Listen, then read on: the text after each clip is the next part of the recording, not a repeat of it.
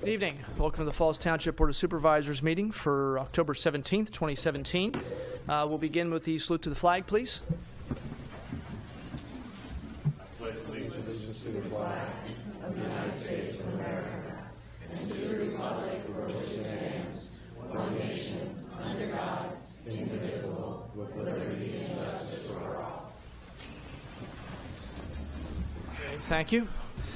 Mr. Pullen, call the roll, please. Mr. Galloway? Here. Mr. Brasky? Here. Mr. Harvey? Here. Mr. Dents? Here. Mr. Rocco? Here. Okay. Do see some people in the back. I just want to see, we do have some seats up front. People are looking for places to sit. Give people a chance to come up and find their seats. I thank everybody for coming this evening. I'm going to begin with our public comments, and people are still signing in. Mr. Gray is going to get the sign-in sheet.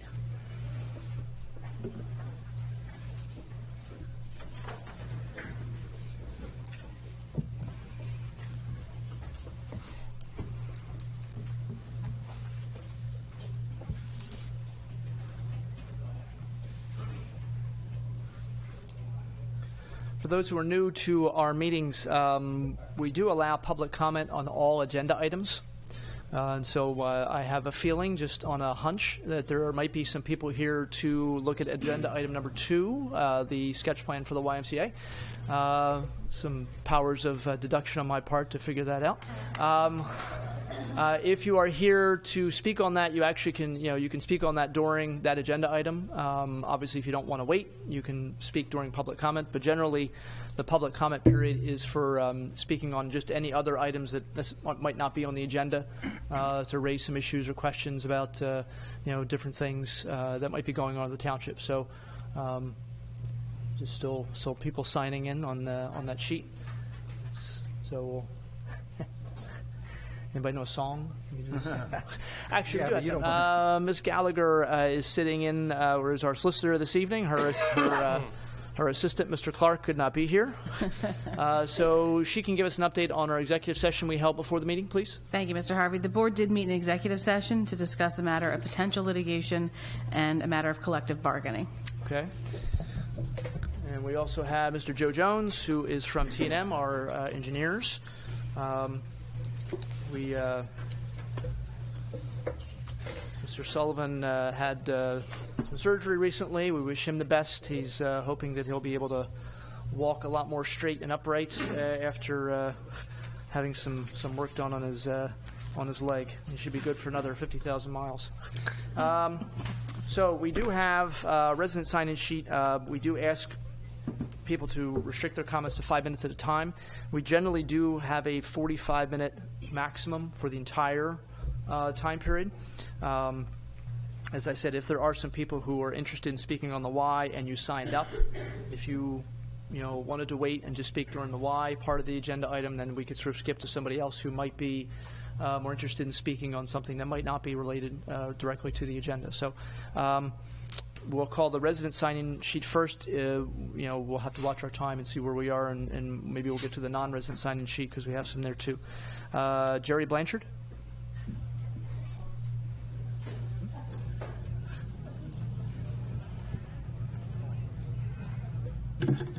Hi, my name is Jerry Blanchard.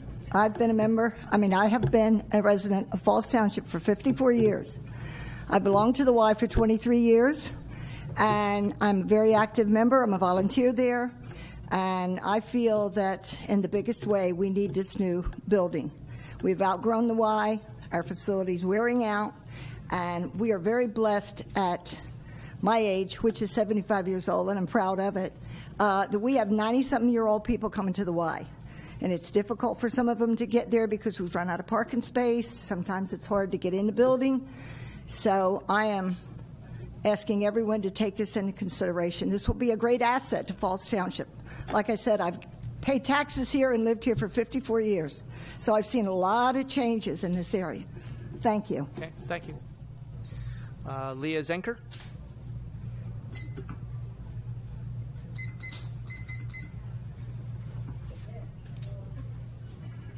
Hi. As you can see by my sign, I have a very simple message, which is the Y needs a new home, and we would like you to vote yes to put it in Falls Township in the location that has been designated.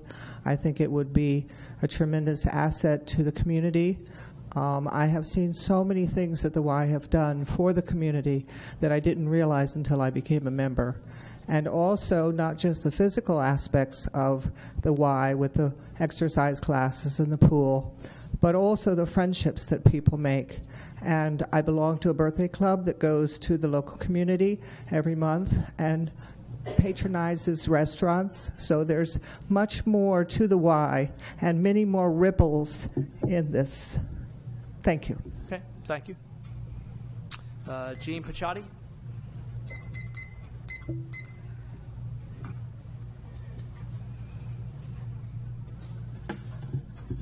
Gentlemen, item number 2 on this evening's board agenda meeting is alarming to say the least. The land on which the YMCA plan is based was intended to be park/conservation area in perpetuity, as stated in the associated deed dated November 7th, 2001. As the administrators of this township, you have the moral obligation to maintain this status. This is your community and ultimately on your shoulders. The disregard the county freeholders have for this park is apparent in the neglect the park has been shown. If you question the statement, then please feel free to take a stroll from the Trenton Road walkway into the park.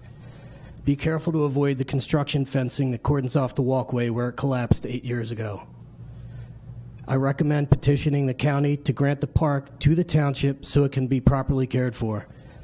Cutting down trees and displacing wildlife is no way to rejuvenate the township. There are other properties within the township that would be suitable for a YMCA facility and would benefit from such an effort, namely the Eagles Lodge at 920 Trenton Road. There are really no benefits to be gained from this proposal. The Oxford Valley Pool becoming privately owned is an eventual closed door to some in the community that would struggle for an occasional entrance fee. Would the Y offer entry to locals? For how long? Perpetuity? That seems to be about 16 years these days. Please protect our neighborhood from becoming a city community. Thank you. Thank you.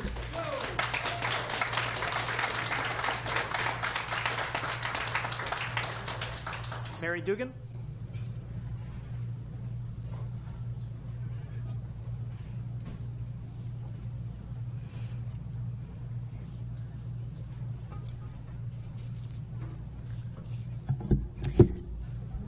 Thank you very much. You'll recognize, Mr. Harvey, that I don't come to many meetings, but when I come, I have something to say. And what I would like to say tonight is that today on my way back from Giant, I drove on Hood Boulevard through the property in question. And what did I see? I saw a grandmother walking a baby buggy with a baby. I've seen lots of people walk that area, bike that area. I've seen groups go to the pool going around that corner, and I just wonder how it would be affected with another concrete jungle. So I am also asking that you do not rezone the property from an open space preservation district to a community recreation district. We don't need any more concrete in Falls. We have a ton of it. Now, there was a meeting recently, and I was unable to attend because I had surgery the day before. But as I read in the Courier Times, I was flabbergasted by one woman's statement. She said, or the newspaper said, she said, that, yes, my yards flood, but I have a 6- and 7-year-old, and I want them to have that recreational facility. Well, it seems to me that this is probably a done deal. When you have, when you have commissioners who are almost giving the go for this, it's probably a done deal. And my voice is very small and probably doesn't mean anything. But I ask you to please listen to the residents. We don't need any more concrete. We don't need any flooding. Ask the people of Texas and Florida and the places in the Gulf how they feel about all the concrete and what that did when floodwaters came. Please, keep this in the hands of Falls Township. I know that there are a lot of people that like the Y. The Y, we've read articles that the Y has changed their lives. But this isn't the place. And I don't want it there. And I'm sure a lot of other people who have gone to the pool there, some of us since we were 6 years old and had our first swimming lessons. Living in Falls,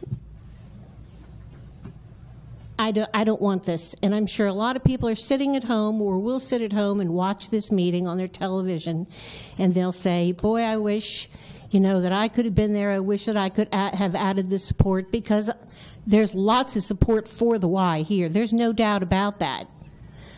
But keep in mind, some of these people are people that go to the Y for their activities. Some are employees and families of employees, and maybe some of them live in Falls, but I bet not all of them live in Falls. And I just don't want Bristol Township's problem to become a Falls Township problem. Thank you. No more concrete in Falls. Thank you. Thank you.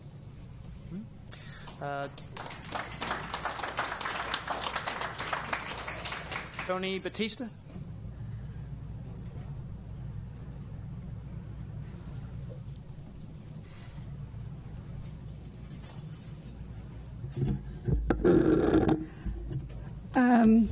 We have asked the Y to please consider the Hugh Carcella Steelworkers Eagles building at 920 Trenton Avenue, because it is 3 times the size of their current property, not counting where the bank went. So they should have plenty of parking there. There's already a parking lot, so the building is there. They can always build, knock it down, whatever, if it doesn't suit them. Most of the trees have already been cleared out, so it's little impact on the trees. Right now, our air quality in Falls is not the best in the world. It's actually been rated pretty poor.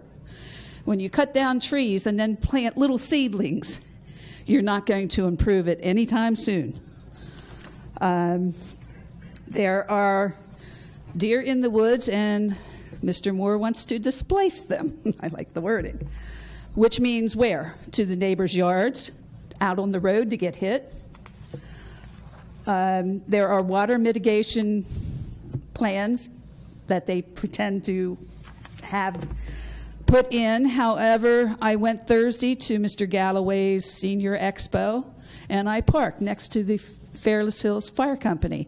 And I parked down at the end next to the grass. That grass was already a marsh.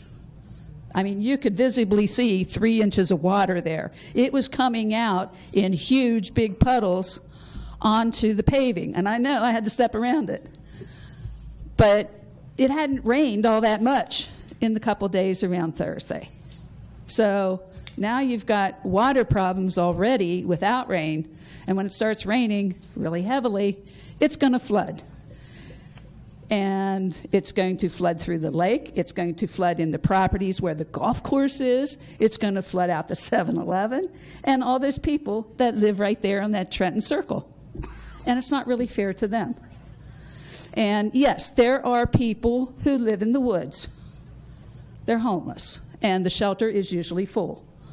There are kids who have beer parties and whatnot. And guess what? That's in almost all the woods that are in Falls Township. And I know because I go to a lot of the parks and I walk my dogs, and I usually pick up beer bottles and trash and water bottles.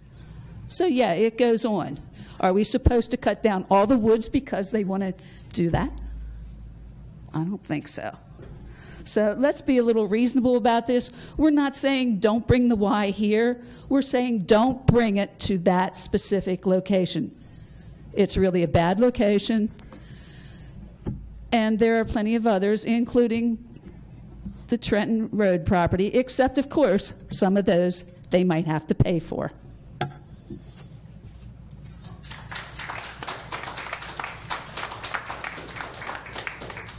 Angela George. Oh, that's okay. That's all right.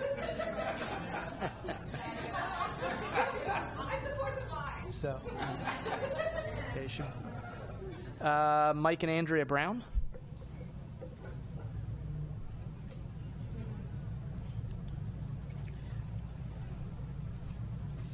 Hello. First of all, I live at Ingram Road, so I am directly across the street from the property that is in question right now. And I do have a family of a 3-year-old and a 6-year-old little boy, and I think it's a fantastic idea to bring the Y across the street from my home. My boys can ride bikes there. They can have a place to go if I'm still at work and my husband's still at work, where I know they're safe, where they can partake in healthy activities, where they can be with friends in an environment where I feel safe having them, and where they're not getting into trouble. Currently, the property that is the Lake Caroline property, I do not use with my boys. I will travel to other parks because of the cleanliness of it, and frankly, I am afraid of the homeless people there. So I do not take my boys and go strolling through those woods. Now, if the YMCA were going into that property where they can utilize that space for camps, where the kids sorry, okay, got all fired up there. Where the kids that are going to camp at Cabrini are now utilizing that property. Better. I would feel much safer with having them using that park. If we had an indoor and outdoor pool, my boys are learning to swim there. That would be a blessing to so many other children who can benefit from swim lessons from the YMCA, from other families who will be more inclined to come to a new, nice building that they are proud of, on a space that is something for our community to be proud of. And we can say, yes, we're Y members, not, yeah, we go to the Y. We know it's not the best building in the world, but why wouldn't we want this amazing facility on a piece of property where we can look out, have a space for extra programming, extra activities, and that can make something for Falls Township to be proud of? To me, I think it's a blessing, and I hope it works, and I hope it goes through. So please take that into consideration for families like myself who have young children who really will benefit from this happening. Thank you.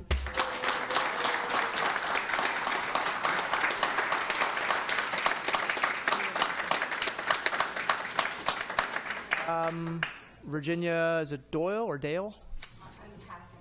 Pass, okay. All right. Audrey Eden, or Eden? I thought it was a sign-in. Okay, all right. That's all right. That's okay. Some people thought it was a sign-in sheet, so they're, that's fine. Mary Ponsock?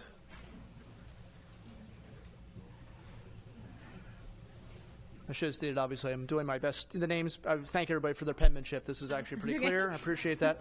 You got it right. Okay. Hi, I just want to say that I understand everybody wants a new YMCA, but it does not belong in our park, in our open space. I live right on Queen Anne Drive. We have so much flooding. It's wetlands back there. We have deer, we have beaver, we have flying squirrels, we have endangered species. We have everything in that little tiny park. It might not be clean. People talk about the homeless people.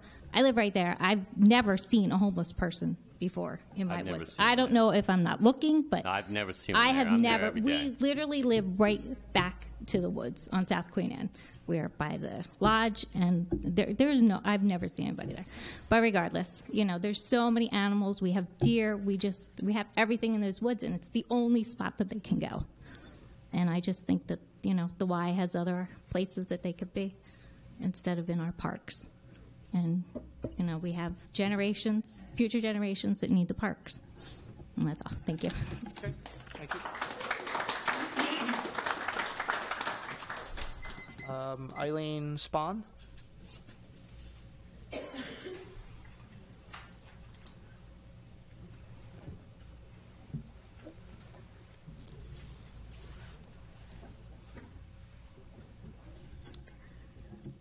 I just want to say that I know that everyone thinks the Y would be great there. In any other place, maybe they might be. And I know maybe they do wonderful things. But we're talking about the residents here of Falls Township who, in this area of Fairless Hills, have seen massive flooding. In areas, I've heard people say, in all the years I've worked here, lived here, I've never had a flood. Well, we have. And the problem is the golf course, which is right across the road from there, floods repeatedly. when you put a building in, and they're talking about, they say 48,000 square feet, we've also heard 55,000 square feet. This is going to be concrete, block, whatever. This is taking up 48,000 to 55,000 square feet. Then we're talking about concreting or blacktopping for 300 cars. Where is the water going to go? This is wetlands. It is also a floodplain. There are deer back there. There is also an endangered bat that lives back in there. We're tearing down trees. Our air quality is not the best. This also helps with the flooding with all those trees back in there.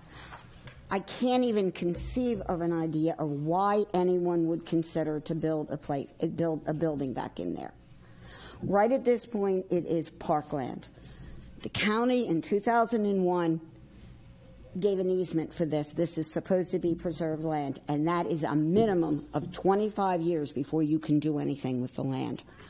I'm just flabbergasted that at this point that it has gotten this far, that supposedly the representative from the Y didn't even know that there was an easement on the property. I can't believe that they didn't do their homework. I think this is trying to be forced down our throat, and I just would hope that you would take into consideration the people in that area with the flooding. Also the traffic. We have a firehouse there. What happens if they can't get, the traffic gets so bad that they can't get out to a fire?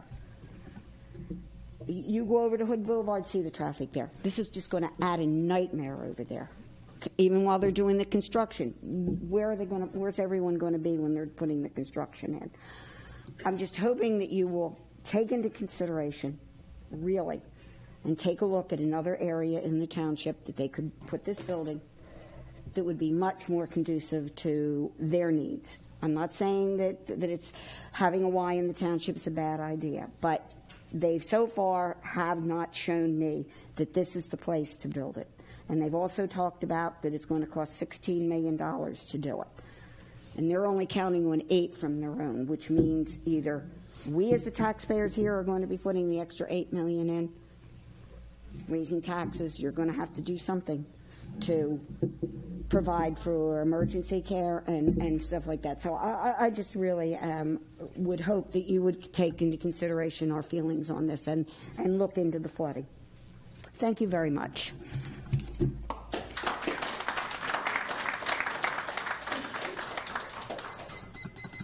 Okay. Darrell, is it Earhart? Is that right?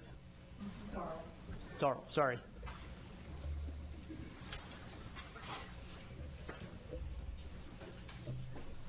I don't think I've spoke since I was in high school, but I feel very strong about this. I've lived in this neighborhood for a very long time, and I know how I felt the day that they built the 2 properties down the bottom of the street. Debbie de Blasio purchased, and the other one, we were shocked. Nobody even knew that they had sold that property. And we all enjoy the view. That's not the biggest thing. The biggest thing is I've spent $13,000 getting my basement dry. It's not finished, but it's dry because of the wet property. We weren't even told that when we purchased it, okay? But I've got it dry now, and I was thinking about refinishing it. Well, this frightens me because it's considered wetlands, and if you start building, you're going to change the environment. Something's going to happen. We were told that our homes were built over a creek. That's why they're wet like this.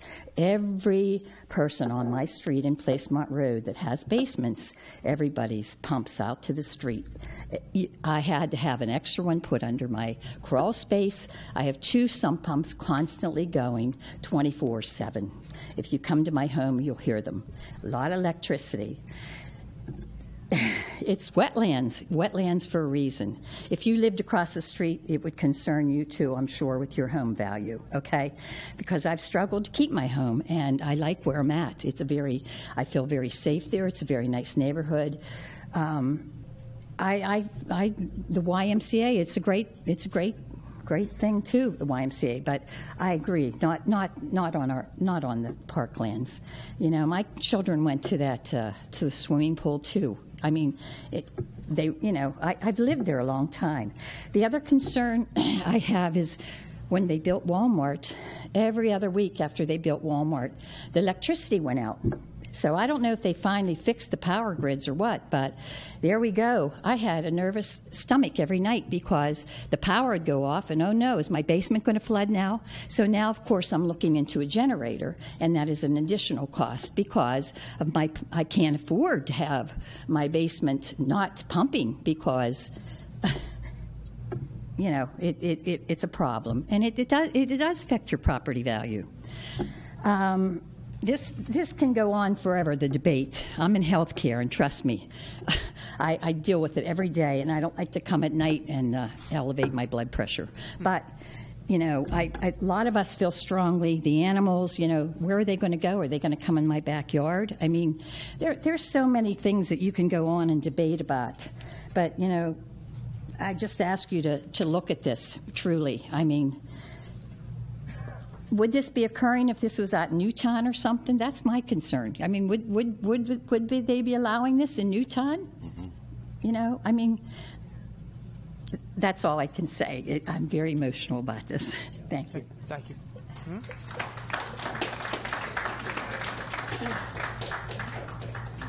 Jason Lawson.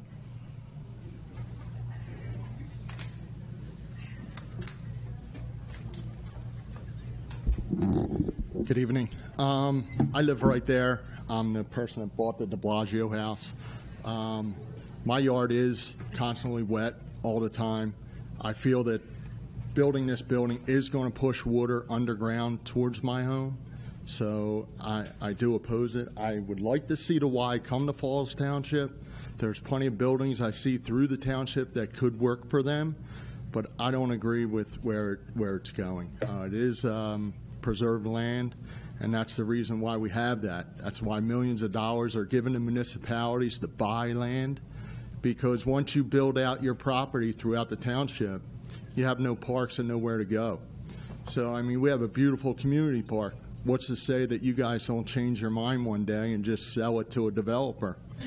If you approve this, you're showing that you can take preserved land and just sell it and have it developed. And that's why people move to different places. That's why people come to Falls. They have preserved land where they can go. And I feel if you let this go through, it'll just keep rolling, and preserved land will just be sold throughout the county, and we won't have no more. We'll be built out, and like someone said earlier, we'll be a small city. So, thank you. Okay, thank you.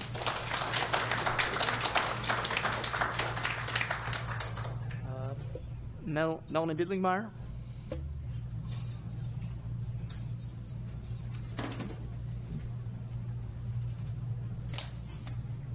Hello. Is it this one? Yeah, they both work. They both, okay. I just wanted to say, no one's against the Y. Everyone would like to see the Y come to Falls Township. We just don't want it in that area, the preserved open space. It's preserved for a reason. I had spoke with Tom Parsons from the Eagles Club, and I asked him to come tonight because that's one of the buildings that's already been open and it's up for sale. And another one of the buildings is this area because you guys are going to be moving soon too, right? Where am I going? Well, yeah, we're not really moving that far. Yeah. Yeah. Well, there's a lot of empty. There's a lot of empty spaces around here that could be utilized, and we would like you guys to think about that when taking them into consideration. Thank you. All right. Thank you.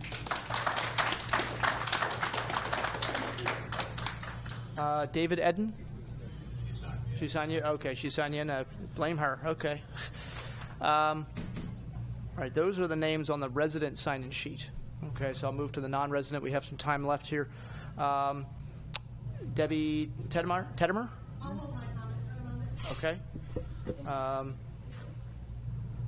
Sandra Arakelian? I'm a resident, but I'm not speaking. Okay. Mickey Malone's a resident. He signed up. I might have signed the wrong sheet. Oh, he did. Yeah, he signed on the bottom of the wrong sheet. Well, she signed. It looked like actually quite a few of these are actually, I think, Falls residents who just continue signing. Yeah, I think they just continue signing. All right, so We'll get to you, Mr. Malone. What's Mr. and Mrs. Longo? Yes, I thought it was a sign. Okay, all right. Sensing a trend. All right. Mr. and Mrs. Diaz? Oh, you must be? Okay, all right, sure.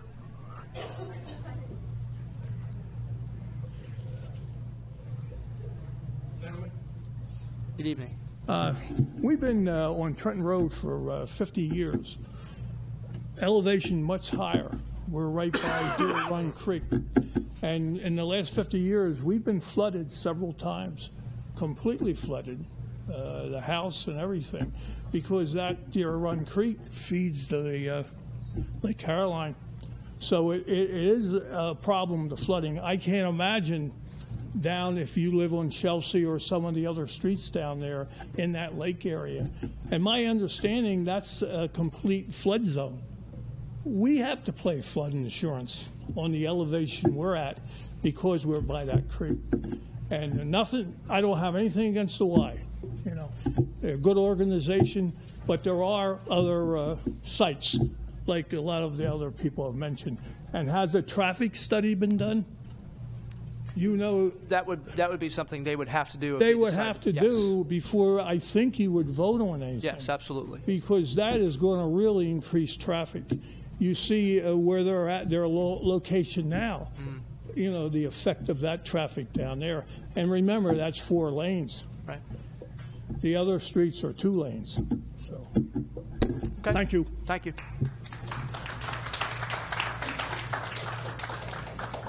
Mr. and Mrs. Diaz? No? Okay. All right. All right, this one's Valerie Tanner. Is that right? Okay. All right. Mr. Malone, you're up. Well, I'd like to say first that I support the Y. I'm a member of the Y. It's a great asset to any community or township, and it would be nice to see it move the falls. I guess I'm going to reiterate a lot of the sentiment that's already been expressed, but I'll read what my words that I've proposed here.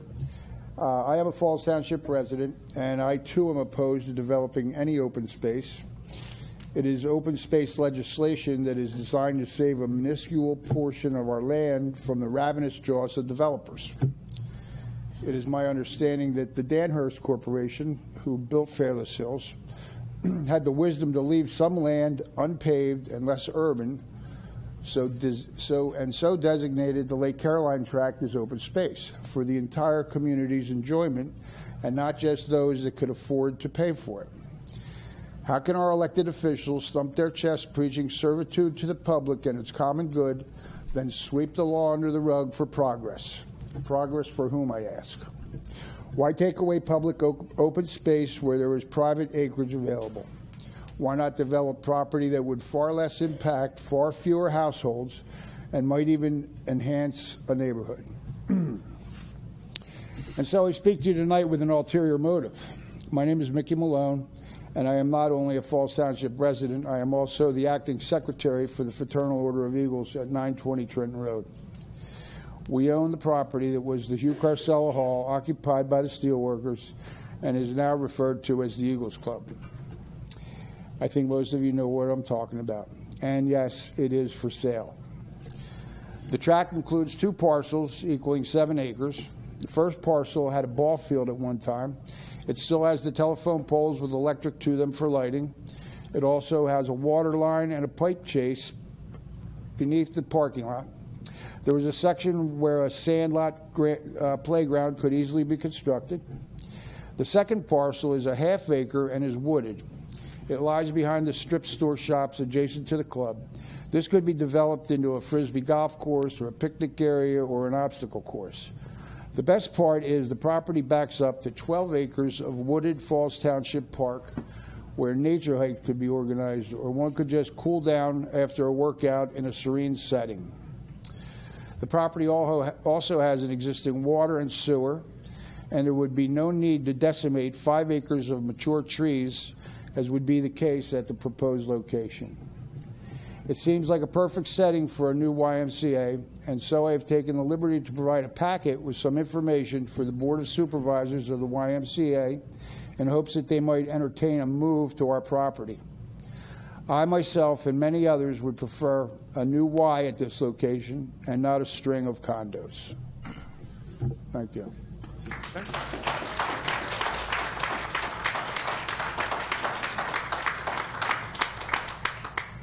Okay, last name on the list is Ralph McCall. Is that right? Close enough. Okay. I'm just going to approach the board just to leave a statement. Don't be scared. Things are fine. Well, that's what you got, 5 minutes. All right, thanks.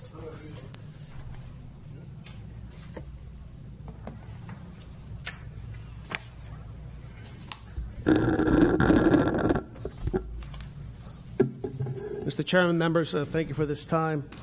Tonight you've heard already a number of stories regarding predictions of the spoiled parkland, poor site location, threatened wildlife, uncontrolled flooding, unimaginable traffic congestion associated with the proposed YMCA facility adjacent to the Oxford Valley Pool at the Lake Caroline Park.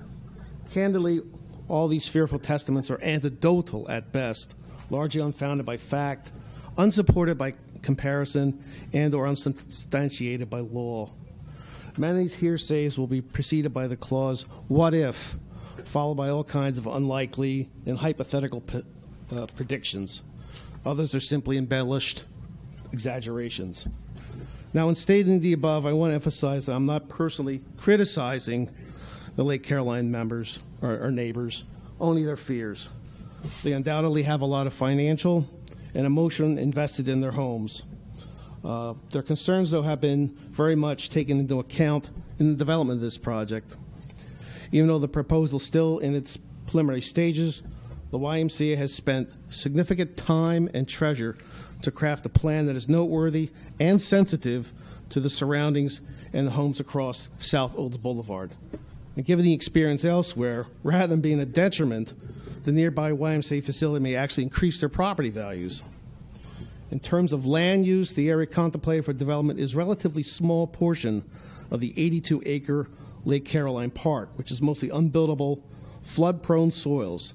The 14-acre site for the YMCA facility is already half developed with an outdoor swimming pool and a macadam area for 135 parking spaces. The remaining 5 to 6 acres is a trash-strewn wooded area that is currently a haven for drug and underage alcohol abuse. No, it's not. I'm sorry, it's not. No. Ridiculous. I'm sorry, this is my... Listen, I walk through that park every day. All right. This is my time to speak. No one else is interrupted. Let me finish. I only have 5 minutes. Excuse me. We're going to let everybody speak. We let everybody speak. He is a non-resident of Falls Township. Yes. My clarification, I lived in Levittown for over half a century. I'm a member of the Y. There's also evidence of a small tent habitat for at least one or more homeless persons.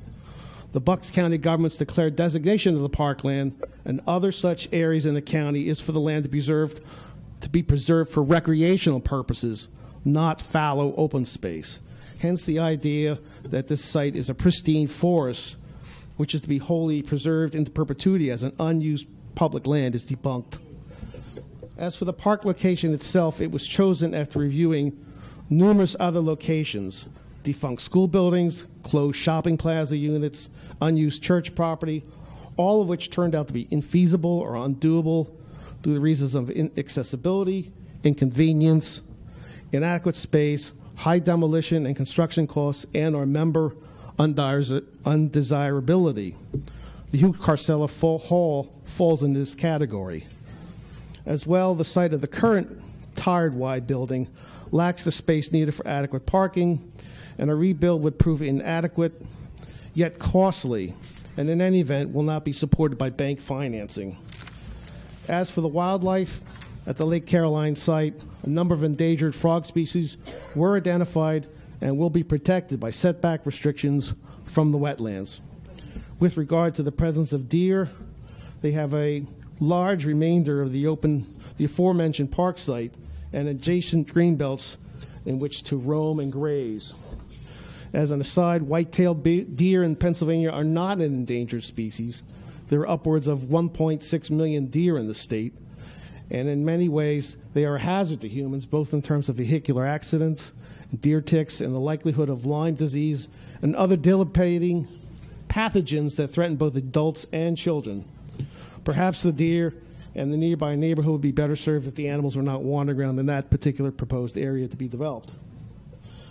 In reply to concerns expressed related to flooding, the YMCA has retained a site engineering firm that was chosen due in part to its positive experience in designing public buildings situated near wetland areas. The firm's preliminary plan shows a number of stormwater control facilities that are designed to restrict and retain the flow of water so as not to increase the off-site runoff. Aside from the state and local government's strict stormwater control regulations to which the project must comply, the new YMCA building will be situated on a site that is significantly downhill from the nearby residences. Mr. McCall, if I could just ask you to just summarize, if you don't mind, your 5 minutes are up. But I'll go to the sum up section then. Okay, just a couple things. The plan for the new modern YMCA takes great pains to buffer the adjacent community during and after construction. The plan calls for the abatement of stormwater runoff while saving many healthy and mature trees and adding new trees and landscaping to provide more than adequate buffer for the residents. The YMCA will be a recreational facility on county land designated to be used for recreation. It will improve and enhance the recreation at the location and nearby residential area where blight and vagrancy now exists. Situated adjacent to and incorporated the outdoor Oxford Valley plan also calls for an overdue refurbishment of the 1950s vintage asset. I live in a slum, right? I didn't say that. In developing I'll end, because everyone's getting excited. In developing the Lake Caroline site in the careful manner proposed, the new YMCA will eliminate the current deleterious land use and provide instead a positive recreational and multi-beneficial social resource that will pay the local community dividends for many decades to come. Thank you very much. Okay, thank you.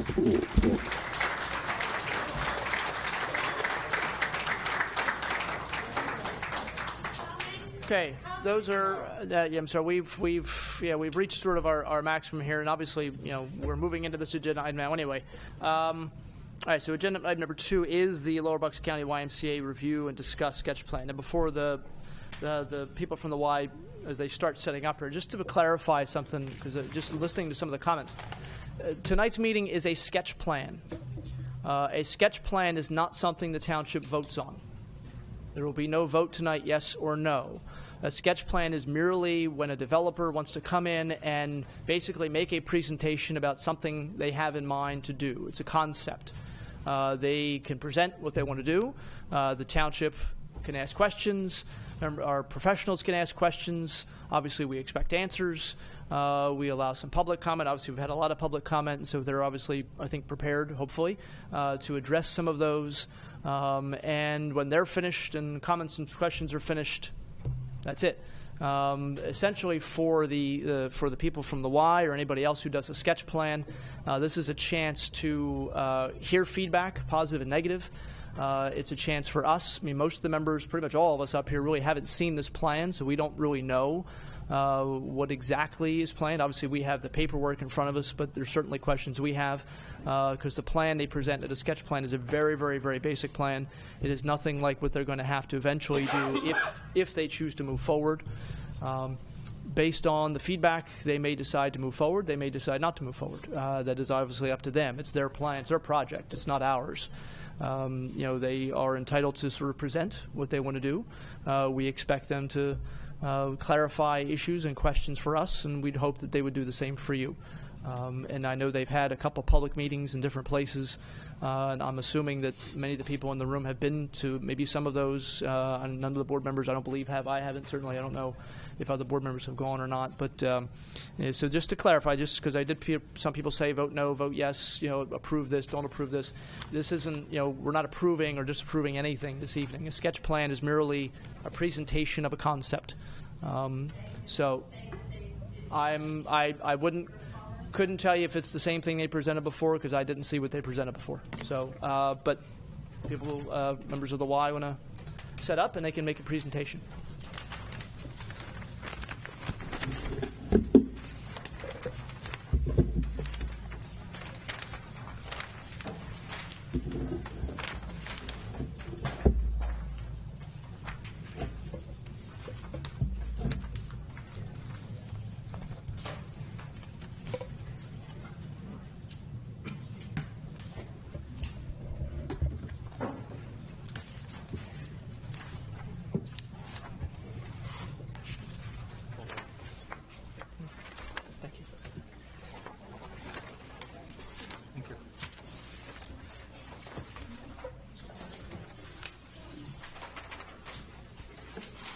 Good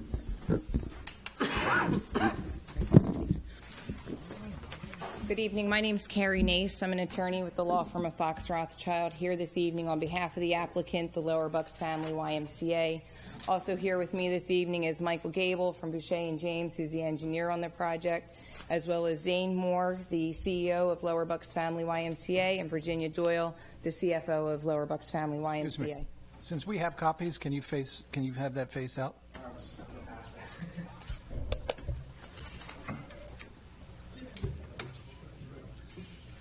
Yeah, can you speak directly into one of the microphones? Sure. Okay. As many of you probably know, the YMCA currently is located a few miles down the road, located at 601 Oxford Valley Road. But that building has passed its useful life and is deteriorating. As a result, the YMCA is proposing to relocate its headquarters and rebuild a new facility here at Lake Caroline next to the existing Oxford Valley Pool at the corner of Hood and Old Boulevards.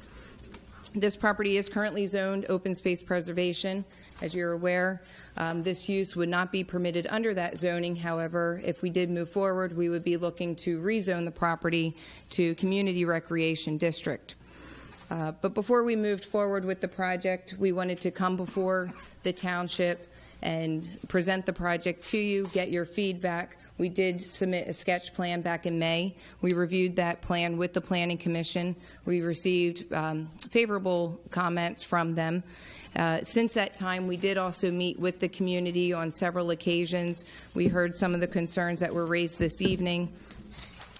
Based on some of the comments, we revised the sketch plan, resubmitted it to the township, and which is the plan that's before you this evening. We did hear a lot of comments here this evening with respect to stormwater, traffic, things of that nature. As you had suggested, again, this is just a sketch plan process. We're here this evening not to get a formal vote on anything, just to receive your comments before we move forward on to the next step. So what I'd like to do is first have Mr. Moore. He's going to give an overview of the YMCA, the proposed project, the vision that they have for this property, as well as how the property was chosen. And then I'll turn it over to Michael Gable, who will then go through the sketch plan in detail. He'll be able to address some of the concerns that were raised this evening, also talk about some of the revisions that have been made since the initial plan submission.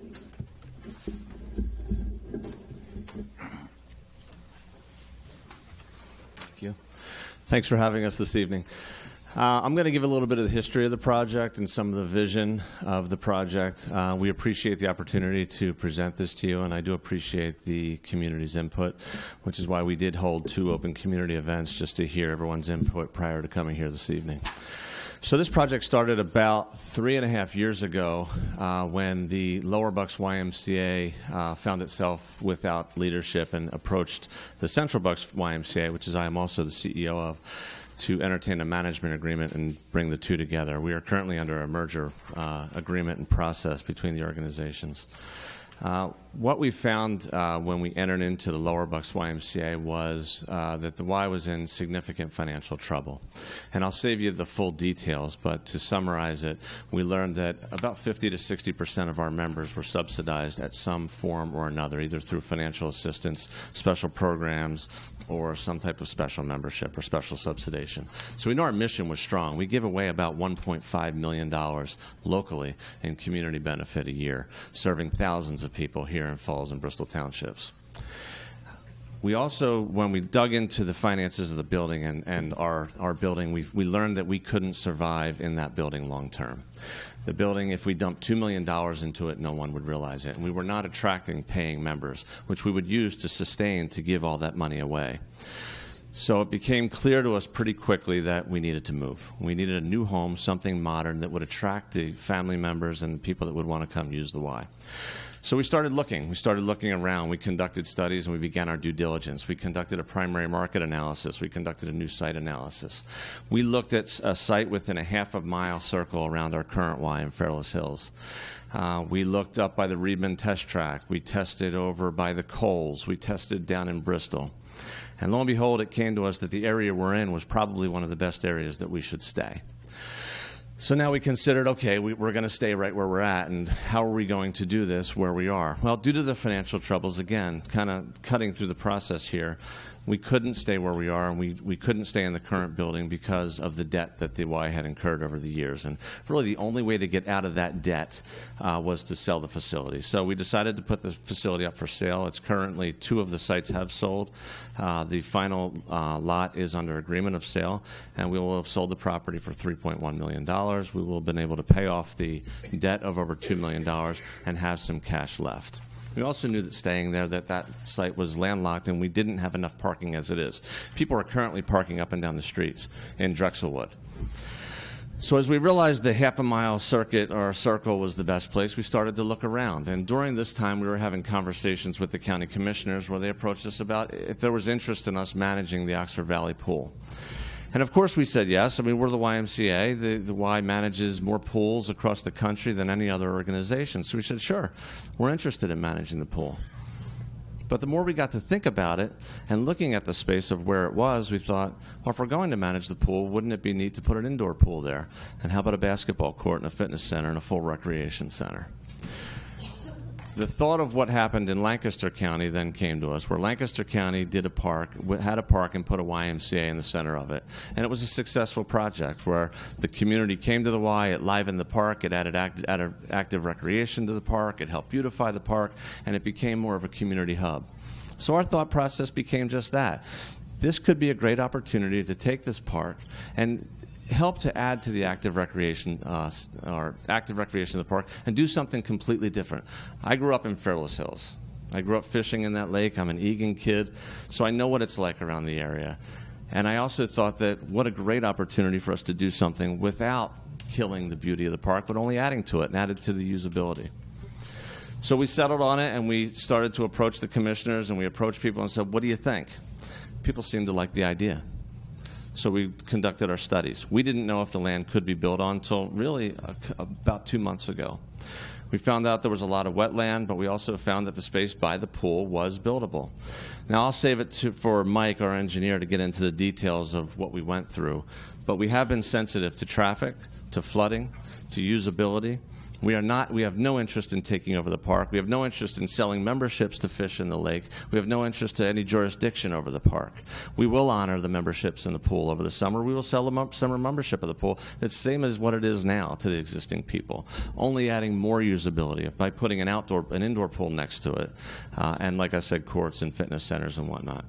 We love this vision because of where it is. We know there's other spaces, and we respect that. We respect that. And I love the fact that people are coming up and saying, hey, come here. That does make me feel good that people want the Y, and I appreciate that. And we've considered other spaces. What we love about this space is the opportunity that it has to do something different and do something great in Falls Township and to attract people to a park that can be and increase that usability of that park. So thanks for your consideration. Thanks for everyone listening. And I'll turn it over to Mike to get through the details of, and I'm happy to answer any other questions as the night goes along. Thanks.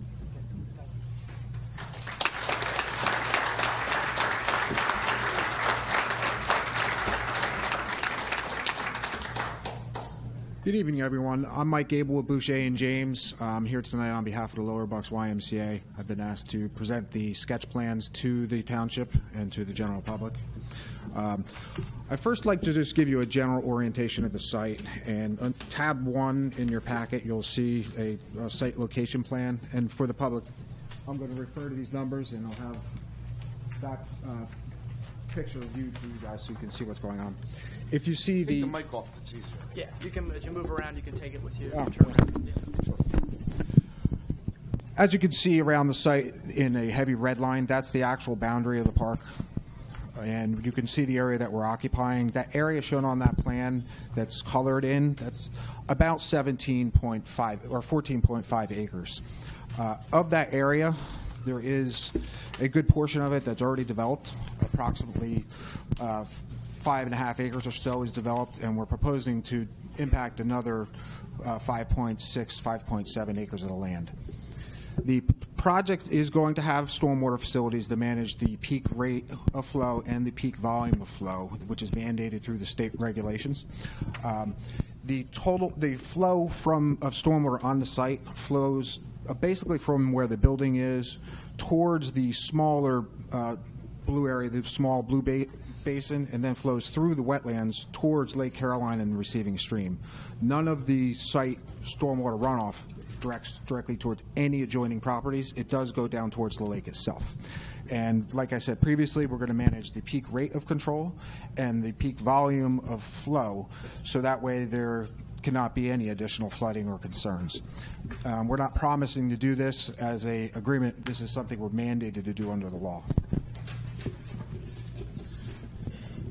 And there was discussion about the additional impervious area. We did go through and take a look at some calculations as far as what's existing, what's being proposed. Currently, there's approximately 4.2% of impervious cover on the park, which is from the pool, from the parking that's there already, from the path around. We're proposing to add approximately 5.8 acres to bring it to about a total of 10% on the overall park would be impervious area once this project is concluded. And if you just look at the 14 acres, the overall impervious area would be about 44%. Under the zoning regulation, if the zoning change is made, we're allowed to go up to 75%. Just looking at the 14 acres we're looking to occupy. So it is still relatively open land, and it is not being densely developed. As far as traffic is concerned, there is going to be detailed traffic impact studies. We're going to work with PennDOT and put together what's known as a scoping meeting application. That scoping meeting will include the township, PennDOT, and ourselves, and we'll go through and discuss what kind of traffic study we need to do, different intersections that want to be considered, and generally going over the overall impacts of the facilities. We do have to provide mitigation. That's a requirement for what PennDOT looks at. We cannot cause a problem where we're going to have failing level of service at intersections throughout the area. Just not going to allow us to do that. So any of our impacts to the area around the Y are going to be mitigated through off-site improvements. And with that, I do have a lot of other items I want to present to you more as a response to questions you may have. I'm going to put up the front elevation of the building for you. And that the elevation of the building is provided in your packet.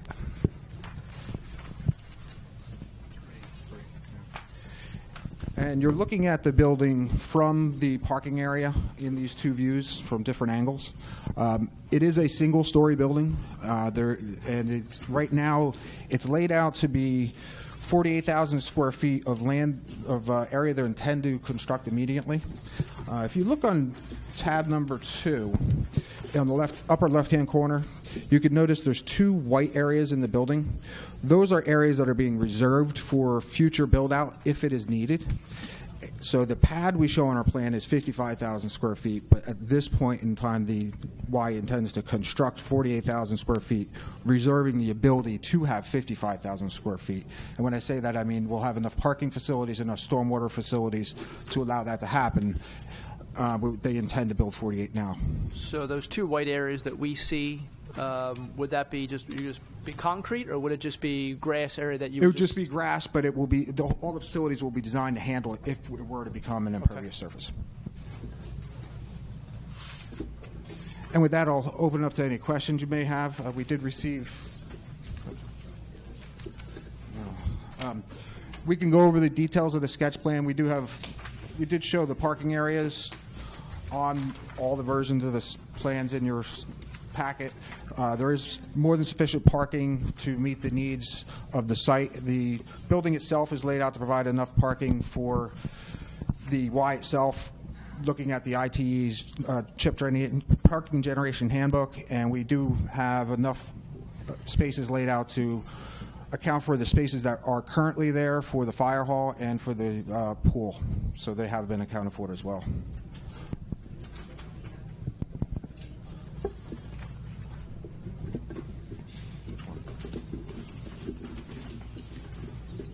Oh, yeah. Yeah.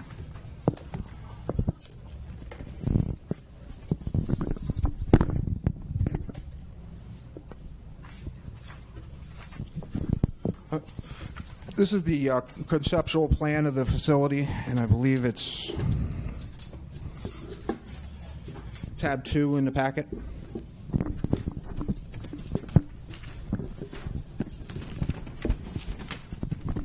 This site does show the wetlands that we believe exist in the immediate area around the YMCA. It is located downslope. It's approximately 20 to 25 feet lower in elevation than where the pool is currently. The new YMCA is going to be at the same elevation as the existing pool. Along the street, you'll notice along Hood and a portion of Hood and along all of South Olds Boulevard, there's existing vegetation to remain. That's represented by the dark green color. Additionally, you'll notice we're adding additional trees between the wood line and the sidewalk along South Olds Boulevard to give it a little bit more density along the undercarriage, the understory of the woodlands to provide more buffering from South Olds. Additionally, along Hood Boulevard, closer to the corner, we're going to maintain the trees that are there, and we're going to add some more to provide a little bit more buffering in that area. The current grass area out in front of the pool, we're going to take that area and convert that into stormwater management facilities. They're going to be a planted rain garden, so it provides some kind of visual buffer. They look nice when they're installed and maintained correctly. And we're going to maintain the existing pavilion and the existing pool area. The proposed entrance to the site, there's a boulevard-type entrance where there's one lane in and one lane out with a center curbed island to control traffic through the area.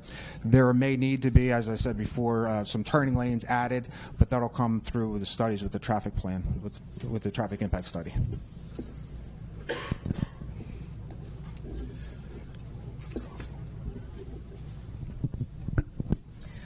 We did review or obtain review letters from both the Bucks County Planning Commission as well as from the Township Engineer. We've gone through those comments. All of them are will comply items, but most of them will be addressed during land development things, again, such as stormwater, traffic, those items. So when we do come in, if we move forward with this with the land development plan, we would address those items at that time. But if you had specific questions regarding the review letters or comments contained therein, we're happy to discuss them with you at this time. Okay, thank you. We'll have some board comment and question. Mr. Galloway? My questions are for the people that are not here, the Republican commissioners who probably never set foot in our park, and the borders on criminal neglect that they've shown for the park. We have the pathway that's been broken, construction tape around it, and in a dangerous situation for, 5-8 years now. And the gall that they had to shove this down our throats. They're not here tonight. I wish the Y well. I'm sure your sketch plan is fine. I love my neighborhood. I'm very proud of it. Mr. Brasky? I have nothing at this time, thanks. Mr. Dents? Not at this time. Mr. Rocco?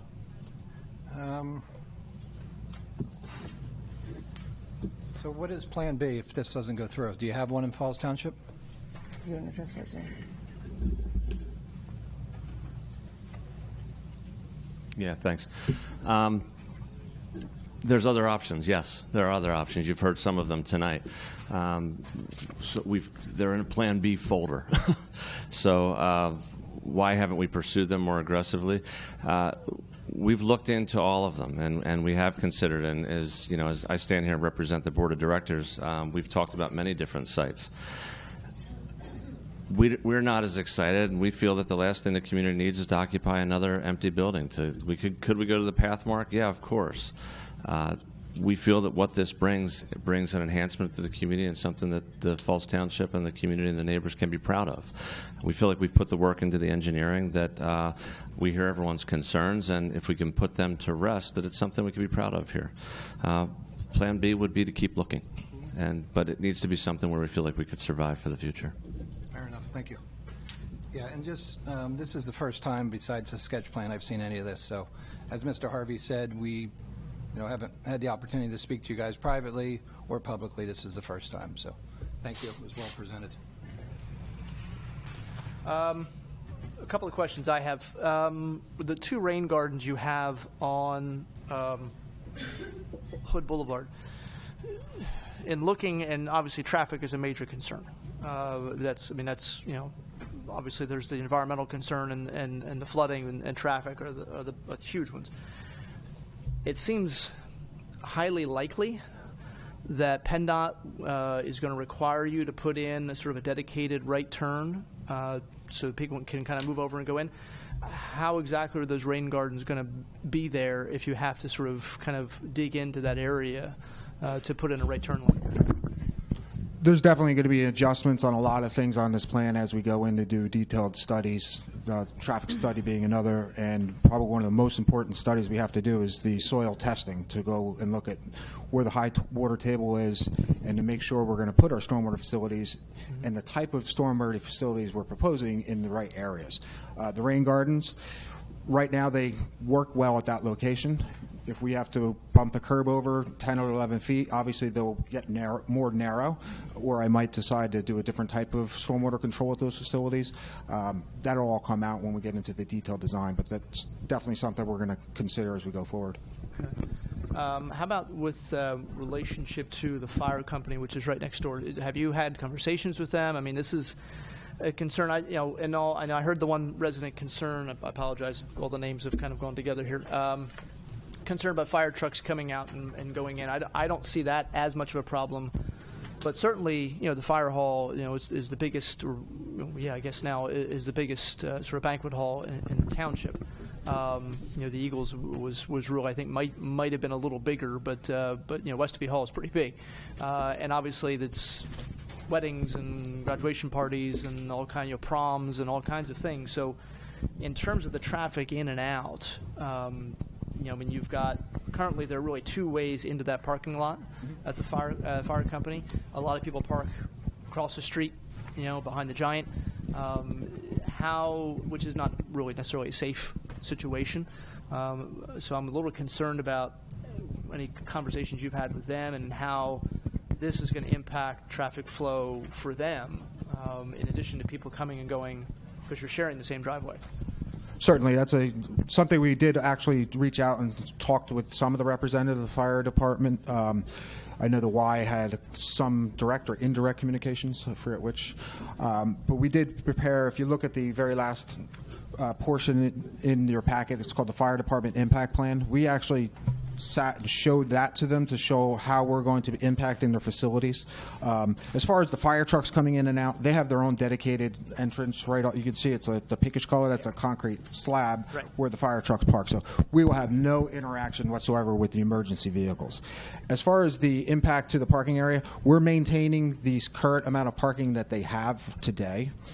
Additionally, the new parking we're proposing in the area where the existing maintenance garages and what have you will be available for them to use. So they'll have significantly more parking available to them. And if you look at the typical times when the YMCA is the busiest, which would be during the week in the mornings, maybe on the weekends and during the day, would be some of the times where the fire department would actually be used the least amount of time. So when you look at the peaking, the two uses would actually complement each other very well. They can share the available capacity in the entrance and also share parking on the site.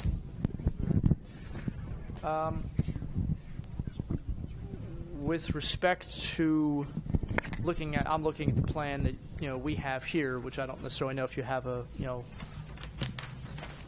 looking at this plan. The wooded area you're outlining, as it faces South Olds. I heard you say you're going to add some trees there, but you're planning on doing all the construction and maintaining a buffer. I don't know, is there a scale on this? Some of this buffer is 40, 60, in some cases, looks like almost 80, 100 feet deep, and you're going to maintain all the mature trees in there while doing construction? Yes, we're probably going to go through and look at the trees that are unhealthy, pull those out because that'll promote growth of some more healthier trees. And there is a requirement for a 50-foot buffer from the right-of-way line into the site, which we're fully respecting. And as you noticed before, we're actually probably the closest we're going to be with any tree clearing would be in the order of 60 feet or so. So we're going beyond what the ordinance does require, and we are doing some planting in that grass area between the existing wood line and the sidewalk along South Olds. Okay.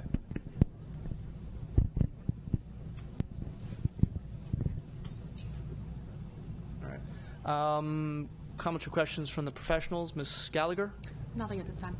Mr. Jones? Nothing at this time, other than I would just advise you that the next logical step would be the petition for the zoning change, at which time the applicant would have to provide studies that would probably give the board more information so that they could effectively analyze the concerns that were brought up tonight. Okay. I guess another question I did have, actually. Is this going to be this lot that, in terms of working with the county, is this being subdivided? Is this how exactly is this working? No, it's not proposed to be subdivided at this time. It would just be, we would provide a meets and bounds of the lease area. We are working with the county in a long-term lease and working out those details, but we're not proposing to subdivide it. What would that mean in terms of, because currently, obviously, as a county open space, there are no property taxes. How would that change if this building's constructed? As far as taxes, it would not. Since it is a nonprofit, there would still remain no taxes on the property. Okay. And by that, it also means if you purchased a property, such as the Pathmark, which I think might actually be sold already to someone else, that would convert it from something paying taxes to something not paying taxes. Correct. Okay. Correct. Okay. All right. Any other comments or questions from board members? No? All right. We can open up to some public comment. I'm going to ask, in the interest of being fair to everybody, obviously we had a lot of people speak already, and certainly if they wanted to speak again, that's fine. But if there's anybody that didn't speak before who would like to speak now or ask a question directly, I'd kind of give preference to them, just in fairness, so they can, they can be heard. I see one hand, motion to open public comment? So moved. Second. All in favor? Aye. Aye. Okay. Yes, ma'am, in the back. You had your hand up first. Yeah, you have to come up. Sorry, you have to come up and just state your name and make sure you speak into the microphone.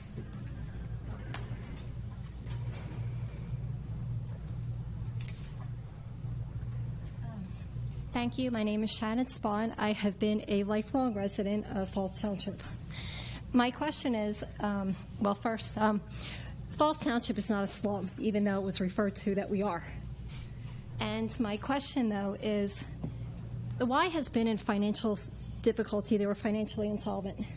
And a study was done, a survey, which I did not get to participate in, asking if I wanted to have a new facility. Where was this study conducted? And you currently have 6,000 members, and you're saying if you build it, they will come. Okay, fine. What happens if they don't come, and where was your survey conducted? With what residents? Because I know I have friends who live in Yardley, Lower Mayfield, Newtown. They will not come down here to a Y facility. They will go to the Y in Chandler Hall, or they would go to the NAC. So what happens if they build this into the parkland, you give them permission, and they go belly up? Because they build it and they do not come. So we've broken the covenant if that happens. I know you're saying that if, but these are all in the realm of reality. What happens if you build it, they do not come? What happens to the building? You've now broken a covenant with the taxpayers of Falls Township who voted to have this covenant added onto this preserved land. Who owns the building? Does this open up every other open space to then have, condos? Because I will tell you that if LA Fitness came to you and said we wanted to build here, would we even be entertaining this? So these are great concerns that I have. Were we going to be stuck with a building if they do not come? And I'm asking to please take that into consideration as well. Okay. Thank you. Thank you. We'll give them a chance to answer. Go ahead. Okay. You want to answer that? Or Mr. Yeah, Moore? I'll let Mr. Moore answer that. That's fine. Sure, I appreciate the question. Look, the Y has been around since the mid-1800s, and there are 2,600 YMCAs across the country.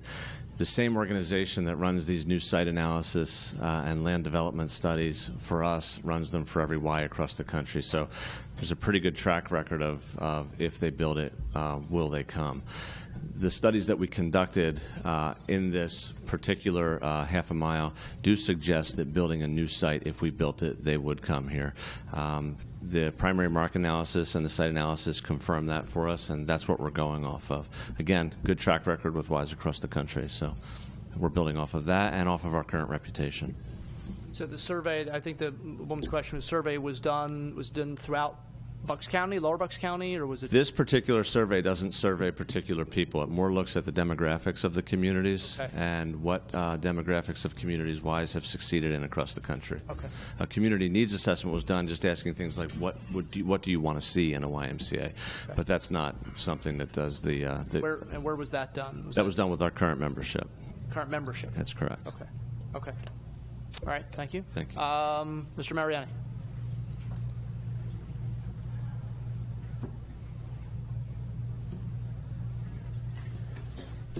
I don't have a question, but I do have some comments.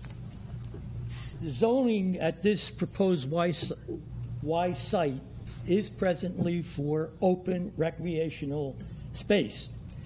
In order for the site to be used for the building of the Y, this board must make a change to zoning. So let's understand the purpose of zoning.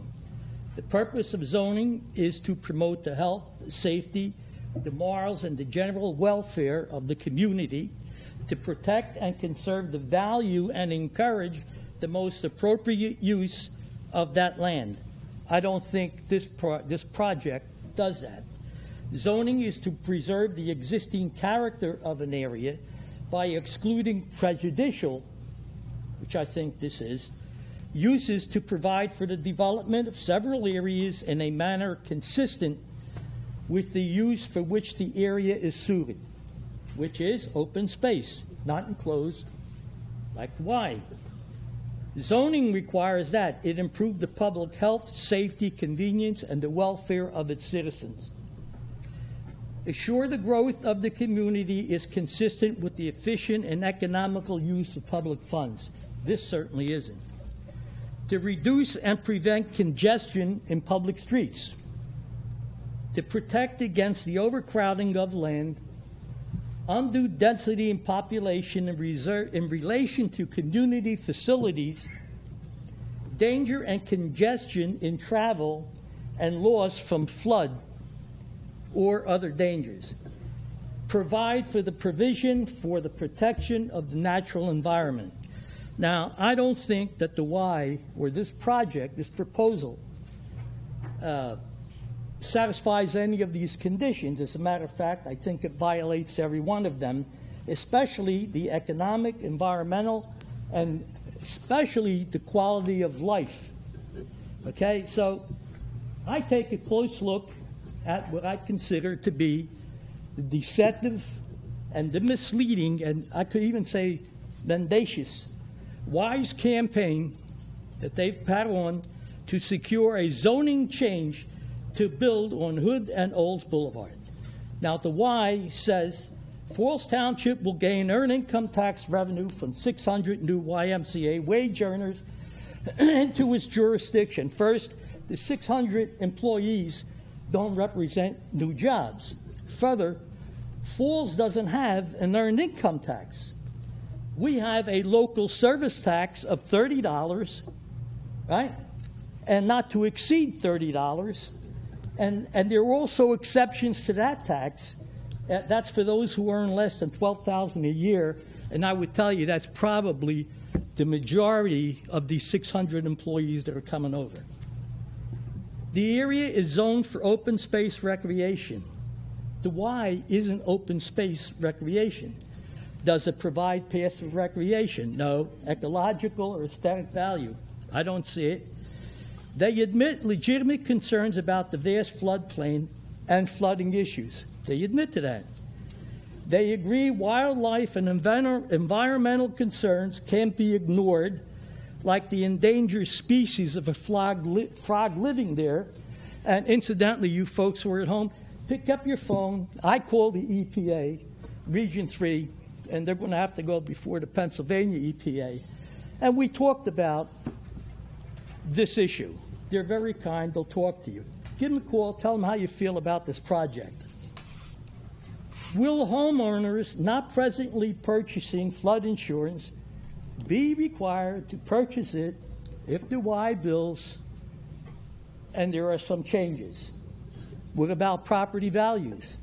I can tell you they will lose value. Anybody who's got a property around this site after it's built, you're going to lose value. They admit to problems with parking at their present site. What do you think is going to happen when they move into the neighborhoods? These are residential streets. These are not collector or arterial highways we have there. You're going to have a problem. Now, the Y describes the present site as a mostly trash-strewn haven for clandestine beer parties, and a tent encampment for the homeless. Mr. Galloway goes to that park every day. He says he doesn't see it. My property is surrounded on 3 sides by the park. And incidentally, I believe you. I don't believe what the Y said. They have an ulterior motive. And if this situation truly exists, what are we doing about it? There's a thing. We have code enforcement. You have police enforcement. We don't need a gargantuan brick and mortar building to remove what they consider to be blight. I don't oppose the YMCA. I don't. I do oppose its proposed new site and many more concerns that have to be addressed. The environmental impact, traffic, property values, additional infrastructure costs. Pay attention to them. This is going to be expensive. And most of all, the decline in the quality of life that this project are going to cause the people that live in that area, including the many people that have to travel through that area every single day. There's a lot of other sites to accommodate the Y's needs. I wish you luck. I hope you find one of these other sites. If you need help, I'll help you. Don't do it here. I don't want it there. Thank you. Okay, thank you.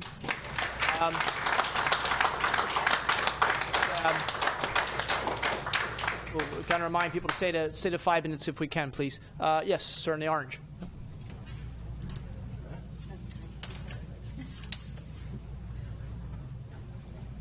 Good evening, everybody. Ray Galenti from Farrell's Hills. Just a quick question.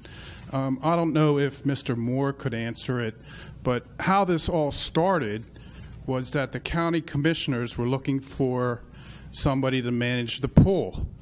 Did they come to Falls Township? Did they ask you? No, I was not approached. No. I think it was. No. You manage one pool. I don't know if you would do it or not. Probably not. But that was just. I expected that answer. Yeah. But that was my question. So they kind of jumped over Falls Township, and Mr. Moore a few times did say that they approached you, right? Okay. All right. That answers. Thank you. Okay. Thank you. Yes, in the back there, in the black man. Yeah. No. Oh. Okay. Sorry. He's actually pointing somebody else. That's all right. We'll try and get to everybody. That's fine. That's fine. Hi, my name is Gladys Diaz. I am a retired MRI technologist, so I have a little brains here. But I've been a fitness instructor for over 28 years and a personal trainer. So in reference to if they build it, they will come. Yeah, they will. Number one, I've worked at all these gyms around here. You're one level. People will come to the Y because, number one, the price. You have more things to offer than LA Fitness, than Crunch, than Yardley's Knack. Forget it. You can't even go to the Knack unless, you got the funds because, you can't afford to go there. So, yes, they will come. And in reference to adding to the community, the seniors will be able to get in and get out because it's one level. I live on Fairbridge Drive, so yes, I'm local. I am in Fairless Hills, okay? I live catty-corner from that park. Sir, I've been to that park twice.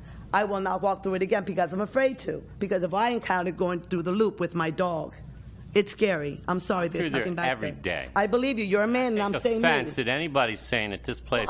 You can be offended, but I'm telling you my truth. This is my truth. I'm proud of my okay? neighborhood. I'm proud of Are you going to let me Hills. finish? So like I said, with my dog, I'm afraid to walk around the park with my dog, okay?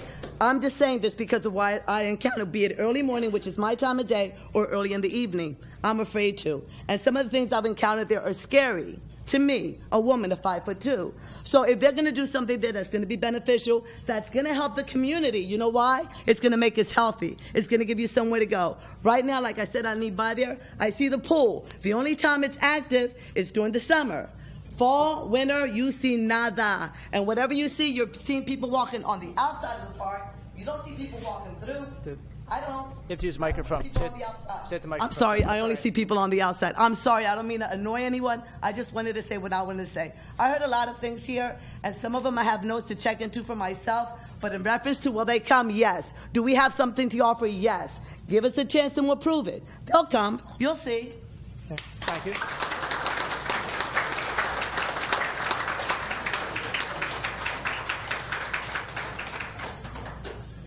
Hi, my name is Janice Harmon. I live on South Queen Anne. I back up to this creek. I'm sorry I came late. I may have missed some of the comments. We have a flooding issue back there. I don't know if you guys are aware of it. We flood multiple times every year, and the more they build up further, the more we flood back there. And it's county parkland generally where it floods, but it now is up and over onto my property in the last couple of years. If you build this and you move, no matter what your storm management system is going to be, you're not going to be able to handle the volume of water coming down from up county. And my yard's going to flood. My neighbors are going to flood. Some of these houses, because this creek is being washed away in their backyards, we could conceivably lose homes along that way if there's more impervious surface back behind here. And on the other hand, if you do go for this and give them that property, let me buy what's behind my house, because right now it's parkland. I can't do anything on it. If you're going to let them have some, let me have some. Thank you.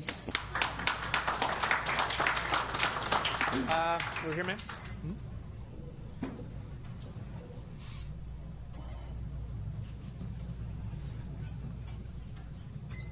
Hi, my name is Kim Jabbett. I've been a Fairless Hills resident for about 30 plus years. I live on Kavanaugh Road, right about here.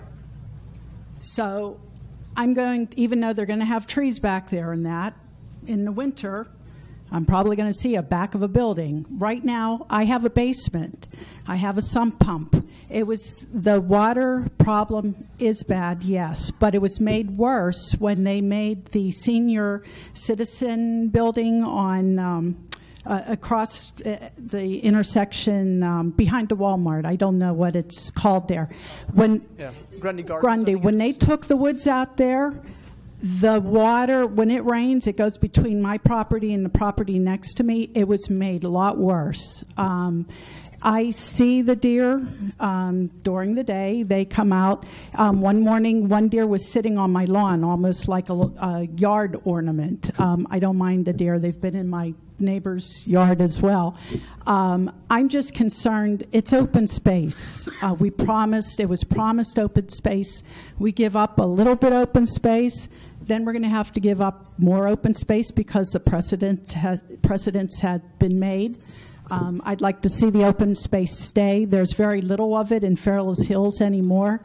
And I think, they can look at Plan B, C, or D and move it somewhere else, either in Falls or in some other township. And I have to say, too, I love the Y. My family actually were members of the Y for many years. My kids got older, and they wanted to go with their kids or their friends to the NAC and to the LA Fitness. But I do like what the Y does. I just don't think it should be there. Okay, thank you. Yes, in the back. Yep.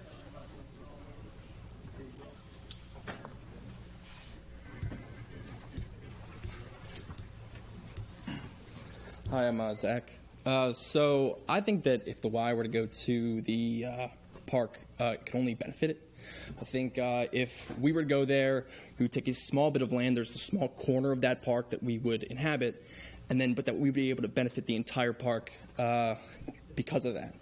We would help clean it up. Mr. Galloway, you said that walkway is destroyed there. It's been destroyed for, 5-8 years? It's destroyed. It's down on Trenton Road, and that's because the county has neglected the property. The county does very little down there. Right. The Y is not going to change that situation. So as soon as if the Y was to take that land, was to take that small bit of land at the corner of the park, they would want the park to be as nice and as habitable Why haven't as possible. they done it for the last 15, 20 years? Because they're more than half a mile away. We're in that area. Because the county commissioners all live up county, the Republicans, they would never do this in their parks. They wouldn't do that in their horse park way up county. Right, and another huge part that I've heard, because I've been to a few of the forums that have happened over the past couple of weeks, there's a lot of ticks and Lyme disease in the park, and that's a lot of reason that people don't want to go there. So that's another thing that as soon as the YMCA goes there, they're not going to want the ticks there. They're not going to want the Lyme disease for any of the people that are going to go there, for the kids that may do camp there. So they're going to want to avoid that. So they're going to want to help to try and prevent, trying to stop the decay that's there. So I think that if they were to go there, they would only try and aid what's going on there. And my question for Zane, if we were to take that spot, would you help to clean up the park?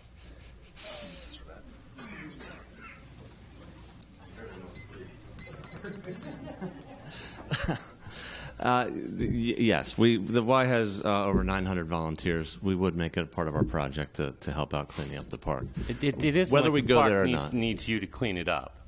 I'm sorry? It isn't like the park needs you to clean it up. No, we the won't. park needs the Republican commissioners Okay. to take a little care for it. That's all. Just a little care. It's not a slum. I never. It's a very nice park. It's a Mr. very Galloway, nice place. for the record, I never said it was. I don't want to make that clear. What I just said was we do have a lot of volunteers, and if that were the case, cleaning up and helping the community, we would help take responsibility for that, just so I'm clear with that. Okay. Yes, sir, in the blue.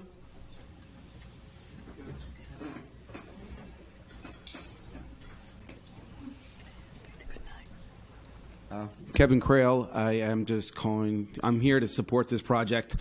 I'll admit I am a staff member of the Y, but I did grow up in Levittown, a Cobalt kid, went to Neshaminy, rode my bike to the Dollar Cinema that used to be right around here, the comic book store, and ran cross country at the park. So I do have some ties here, if not directly to Falls Township. What I like about this project that is something new and exciting for this community. It's not rehabbing a former building, which is definitely an option, but it's something that's new. And then I think about, right now we service about 100 7th graders with our free 7th grade initiative throughout Pennsbury, where they could come now and we can impact more. I'm not sure how many are actually in the middle school system here. They would have a place to go and to be. Teens could come to a spot in the community, walk to it or get easy access to it, to come and be safe, work out, hang out, do clubs, if it's not necessarily basketball, what have you, to get involved. Think about our swim lessons. Right across the street from the property is Cabrini. We currently have about 150 plus campers there yearly, that they could come over to the pool, enjoy swim lessons every day without having to take a bus to Fairless Hills. They would get the swim lessons as part of our camp package to be water safe and water confident. Families would have a place to go. Seniors would have a place to go, like Jerry and her classes, to come. How many more people we could impact right here in Falls Township, in an area that deserves it and has supported the YMCA for so many years. What gets me excited, and I know there's the flooding that they'll talk about and all that, it's just that the impact and legacy that could be left 20 years from now and beyond with this project in the lives of your township residents would just far outweigh some of the concerns if we really take a good look, at it. Thank you. Okay, thank you.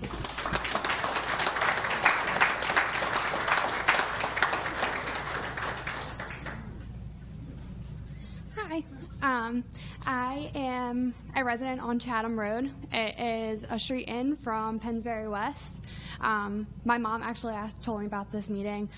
At first I thought, I don't oppose the Y at all. I think it's a fantastic idea. My sisters have gone there for swimming lessons. I think it's a great opportunity for all ages, all age groups. Flooding, I am that far away from the Y, and it affects my street so bad. My first car was a Honda Accord, and the lightest rain down that street when the waters back up at Lake Caroline and into the golf course, I have an open lot where a house can sit next to my house.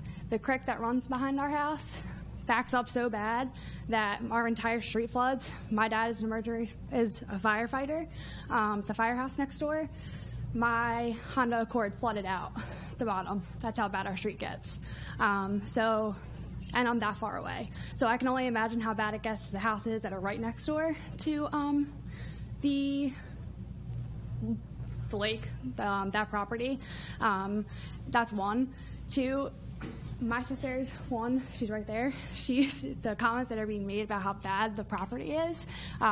We walk, we bike, we do stuff all around. She goes to school at Oxford Valley. We go right behind the property there. She's been saying, she just made a comment that she's been going there since she's been in kindergarten. She said it's not that bad as these comments are being made. She doesn't want to see it gone. We already have so many vacant spots and buildings. It took that long for something to move into the Walmart that's been there. How long before a building gets put here and it doesn't work out, and then it's a vacant lot again, and then it's sitting there for years. We have the old Pathmark that just shut down. It's been sitting there for years now. That's just my input, but I really hope that it does get a spot somewhere. I think it's great. It would be great in Falls, but I don't think that's the spot for it. Okay.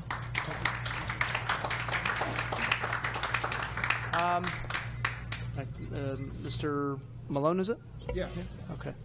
I'm guessing that since the county owns that land, that the lease money would go to the county. Does the township reap any of that income at all? I mean, we're the ones being impacted by this. What income is that? And do we? Pardon What me? did you say? Can you repeat it? I said I'm guessing that the county is the one that would reap the income from the lease. Would the township receive any of that? Because the township is the one that's being impacted. Well, it's the county property. So I mean, I don't really know how. So that's a we question. really get nothing out of it. But well, that's a question for the attorney, obviously, to talk about. And if they're so interested in a park setting, what about the 12 acres behind the Eagles Club? You know, the township owns that, and it's up high, and it probably has no flooding issues at all. Mm-hmm. So everything over in Vermilion Hills is built on a slab, so there's no basements there. So anyway, they're my Okay. two questions. All right, thank you. Thank you. All right. All right. Did you want to comment on the lease issue or how that? No. Okay. All right. So, all right, we're going to motion to close public comment. You got one more? One more? Oh, I'm sorry. Mrs. Batiste. One more.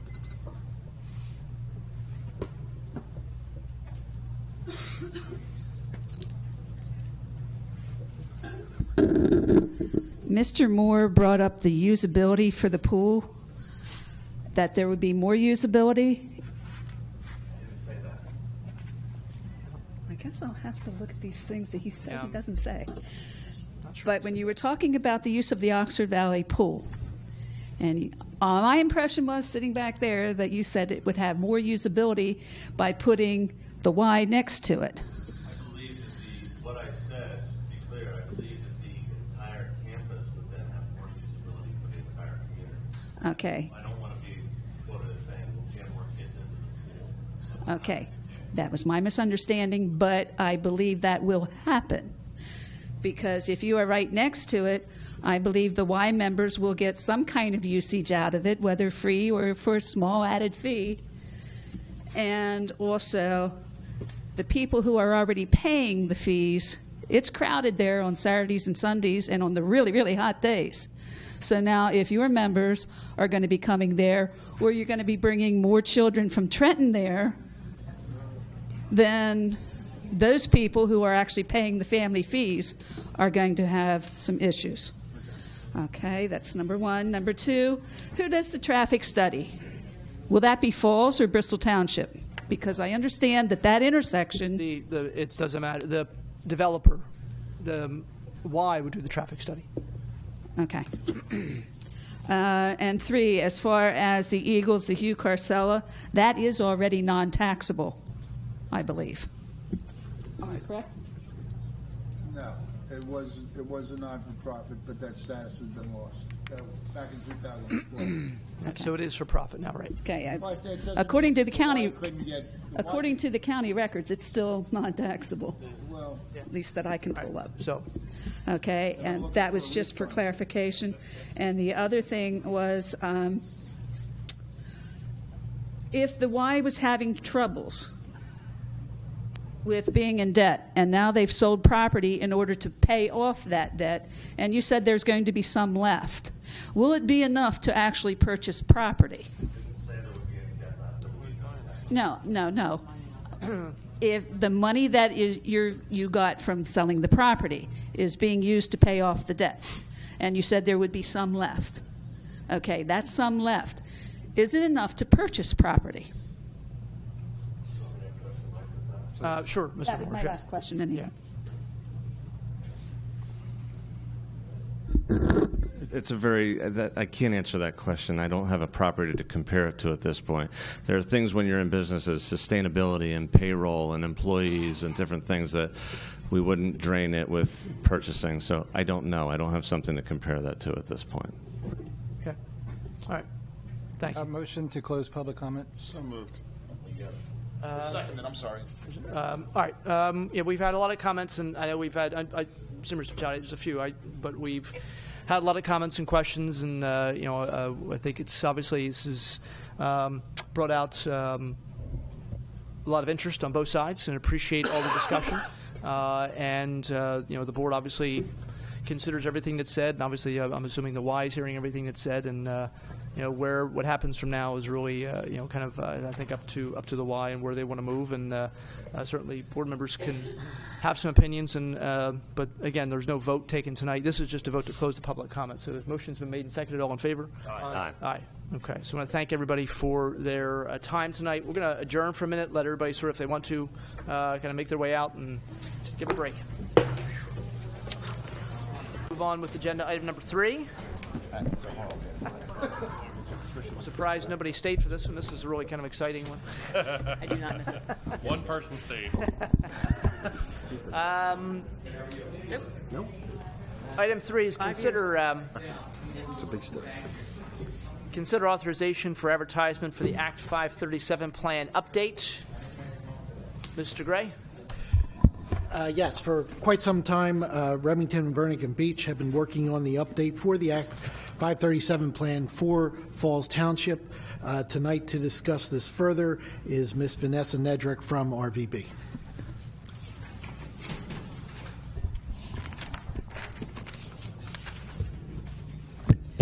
Good evening. Thank you for allowing me this opportunity to come before you again. Just to kind of give you an update, I think it's been about almost 5 years since the township embarked on updating its Act 537 plan. The township had asked our firm, as we represent the Township of Falls Authority, who owns the collection system in Falls Township, to update the township's 537 plan, which is essentially a sewage facilities planning module to make sure, a sewage facilities planning vehicle to make sure that all existing and future sewage flows and needs would be met.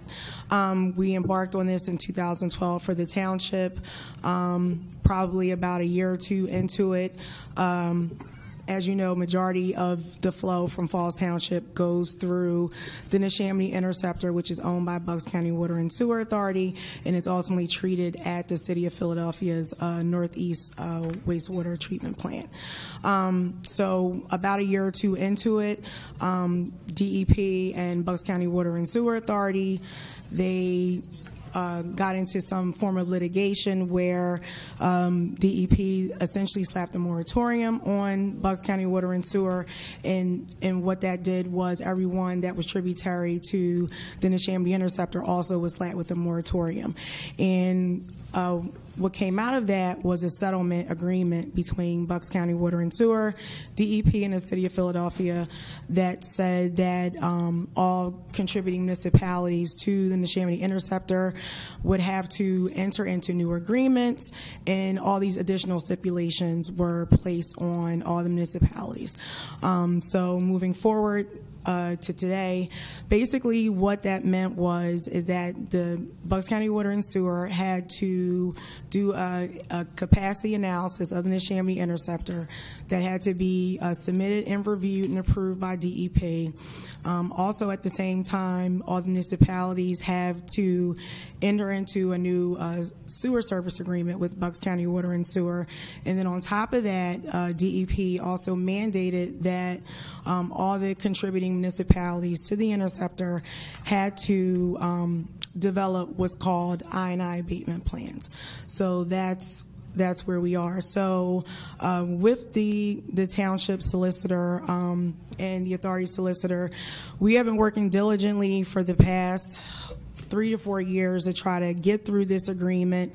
We went back and forth with Bucks County Water and Sewer regarding the language because we felt that this was our opportunity for Falls Township and the Township of Falls Authority to get an agreement that would pretty much only talk about the needs of Falls Township and not a one blanket agreement that would be like a one-size-fit-all. Each municipality is unique in its own way, and we were working to make sure that that was recognized in this new agreement, and at the same time address all of DEP's comments when we originally submitted the 537 plan update to them. I think it was in like 2013. So that's where we are at this point. The difference between the 537 plan now as it stands versus where it was when we first started it is that there are Neshaminy Interceptor improvements that Bucks County Water and Sewer has to do. And because the Township of Falls Authority is a contributing entity to their system, pretty much everyone that contributes sewage to the interceptor also is responsible for contributing to the financial contribution to the interceptor improvement. So DEP stated that had to be placed in the 537 plan, so that required the executive summary and all the alternative analysis to make that a part of the selected alternative, in addition to what the Township of Falls Authority was already doing to make sure that the sewage needs were met. We had already discussed I&I abatement in the plan. They wanted it to be very specific. So again, that was additional revisions that were required to the plan as well, and it had to be a supplemental document that has to go in with the 537 plan. So those were the major changes to it at this point. So that's why we're asking for the supervisors to consider readopting it, because DEP said that you have to readopt it. Okay. I appreciate your very kind of thorough explanation. Just for people, this is the 537 plan. It is obviously pretty thick. It's loaded with all kinds of maps of the township that basically, as Ms. Netrick said, essentially has to account for all sewage flow that is happening now, may happen in the future, including potential inflow and infiltration, which is pipes that might be cracked, and then when it rains, more water flows into those pipes, and that flows down to the Neshaminy Interceptor, and kind of trying to account for all of that and project that out, trying to project what might happen in the future in terms of residential development, commercial development, other development, and then have that all be acceptable to DEP. It is something that took years, and obviously thank you for the work you've done on it. We're authorizing just the advertisement of this. We'll approve it. It has to be 30 days, I believe, right? Right. The advertisement will actually establish a 30-day public review and comment period, which is required by Act 537. So this will actually be back in front of the board at the November 21st meeting. Okay. All right. Questions for Ms. Nedrick? No question. No. None. Okay. Any public comment? I'll see any hands. All right. So is there a motion to authorize advertisement for the Act 537 plan update? So moved. Seconded. All in favor? Aye. Okay. Thank you. Appreciate it.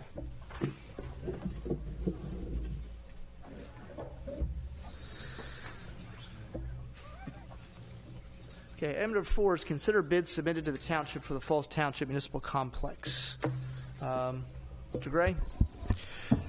Bids were publicly opened on Friday, September 8th for the new Falls Township Municipal Complex.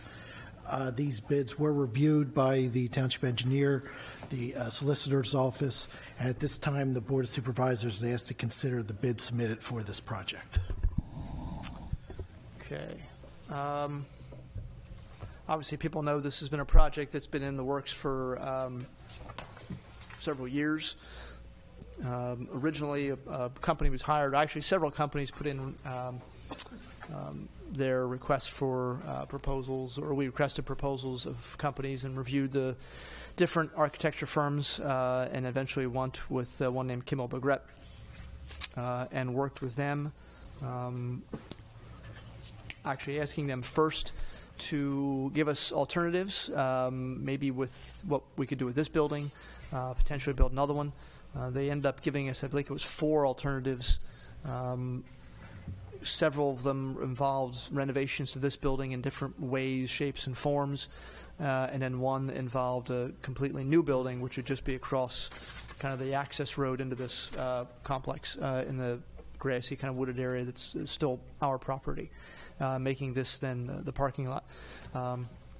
After a lot of discussion on the different options over some time, it was decided that the township decided at the time it would make more sense to go with the new building and then just keep this one open so that government function could continue while that one was being built. And then when that was opened, move operations there and then just make this into a parking lot. So that began a process that lasted a couple years of designing a building. We tried to involve as many of the people that work here as possible so that we could make sure we were designing what we needed and that the people working here would actually be able to say, well, this is something we need, this really isn't something we need, and also comment about things this building had that we didn't want to have in the new building, and then things that we did want.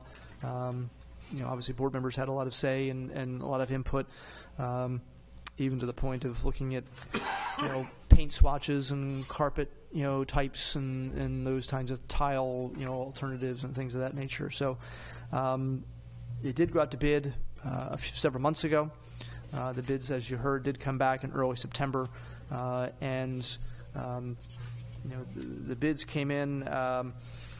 Multiple issues, I think, with the bids. I think board members are safe kind of going with that summation. The bids did come in considerably higher than what the board was kind of hoping for and maybe led to believe would be true. And so that's one issue. And also were some issues with some of the bidders, especially some of the lower bidders and even some of the ones that aren't low, some issues with the bids they put in. So at this point, I know we tabled this last month because we needed to have some more review of this by our attorneys and by our engineers. But we do have the bids here in front of us, and I'll kind of open up to board comments or at this point, before we take any action. Mr. Galloway? I'll hold off just right now. Yeah. Mr. Boraski? No, I have no comment. Mr. Dents? It was a lot of work, and it's been at least 6 years, right, that we've been working on this. I think so. And like Mr. Harvey said, we went from renovating this building to a new building, and there were a lot of challenges. The biggest one is the police station is what we really need, because this building here is not a police station. Well, it's a police station, but it's not designed a functional police station as it should be.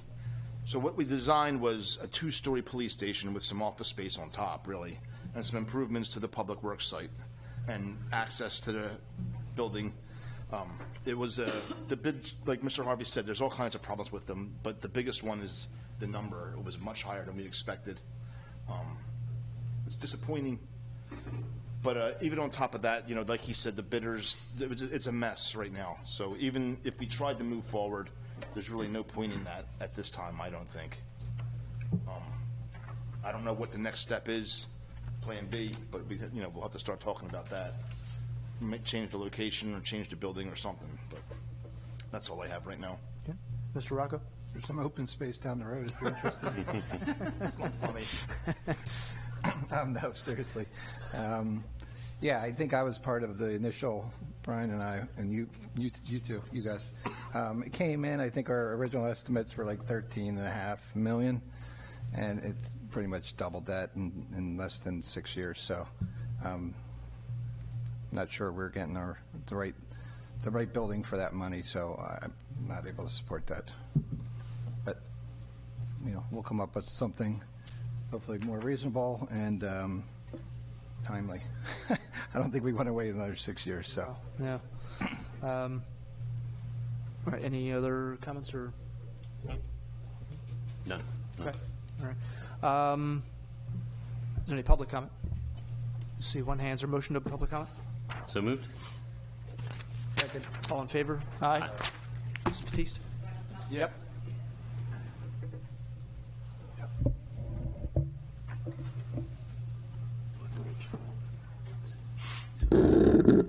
understand the plans call for the 2 stories for the administration part. No.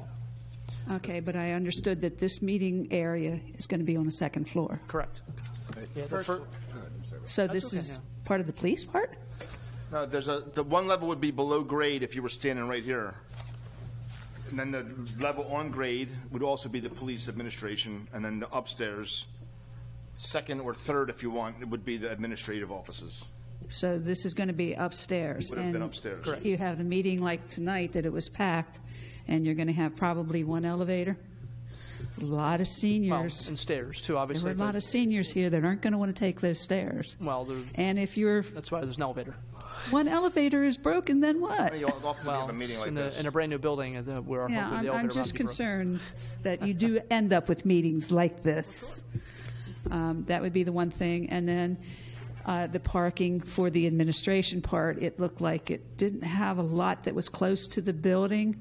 And again, the concern would be, are the employees using it, or are the township citizens using that space? Because, again, a lot of us are senior. Mm-hmm. Not that we're all handicapped, but, you know. But I don't think parking was ever an issue. Yeah, if anything, the building design had a much bigger parking lot and a bigger meeting room, quite frankly, than this building has. So, and even tonight, like obviously tonight, you have a big meeting, but there's nobody. Right. I mean, obviously, I knew parking would be bad, but there aren't any. The staff aren't parking here. There's no staff here really, except for obviously the professional staff and Mr. Gray and Mr. Markey and Mrs. Pullen. So, that was not necessarily a concern that we had in terms of the parking issue. I think that was pretty well handled. Okay. But yeah, it was. But as I said, the board's gonna have to decide where we go from here, and we're not really sure yet, to be honest. How many trees are coming down? None. There'll be more green space. Yeah. Property than there is now. Yeah, actually. Okay. Actually, right now there's none. There's no an aerial view. There's. Well, you couldn't tell from the plans because it's not an overlay on one on top of the other, so you couldn't tell exactly where that building's going over there. Okay. Okay. Thanks. Yep. Any more public comment? See none. Is there a motion to close public comment? Second. All in favor? Aye. Okay. Is there a motion then regarding the bids for the township building? I'm going to make a motion to reject all bids at this time. Second. Motion made and seconded. All in favor? Aye. Okay. Thank you. We'll have to have some discussions on where we go from here. So.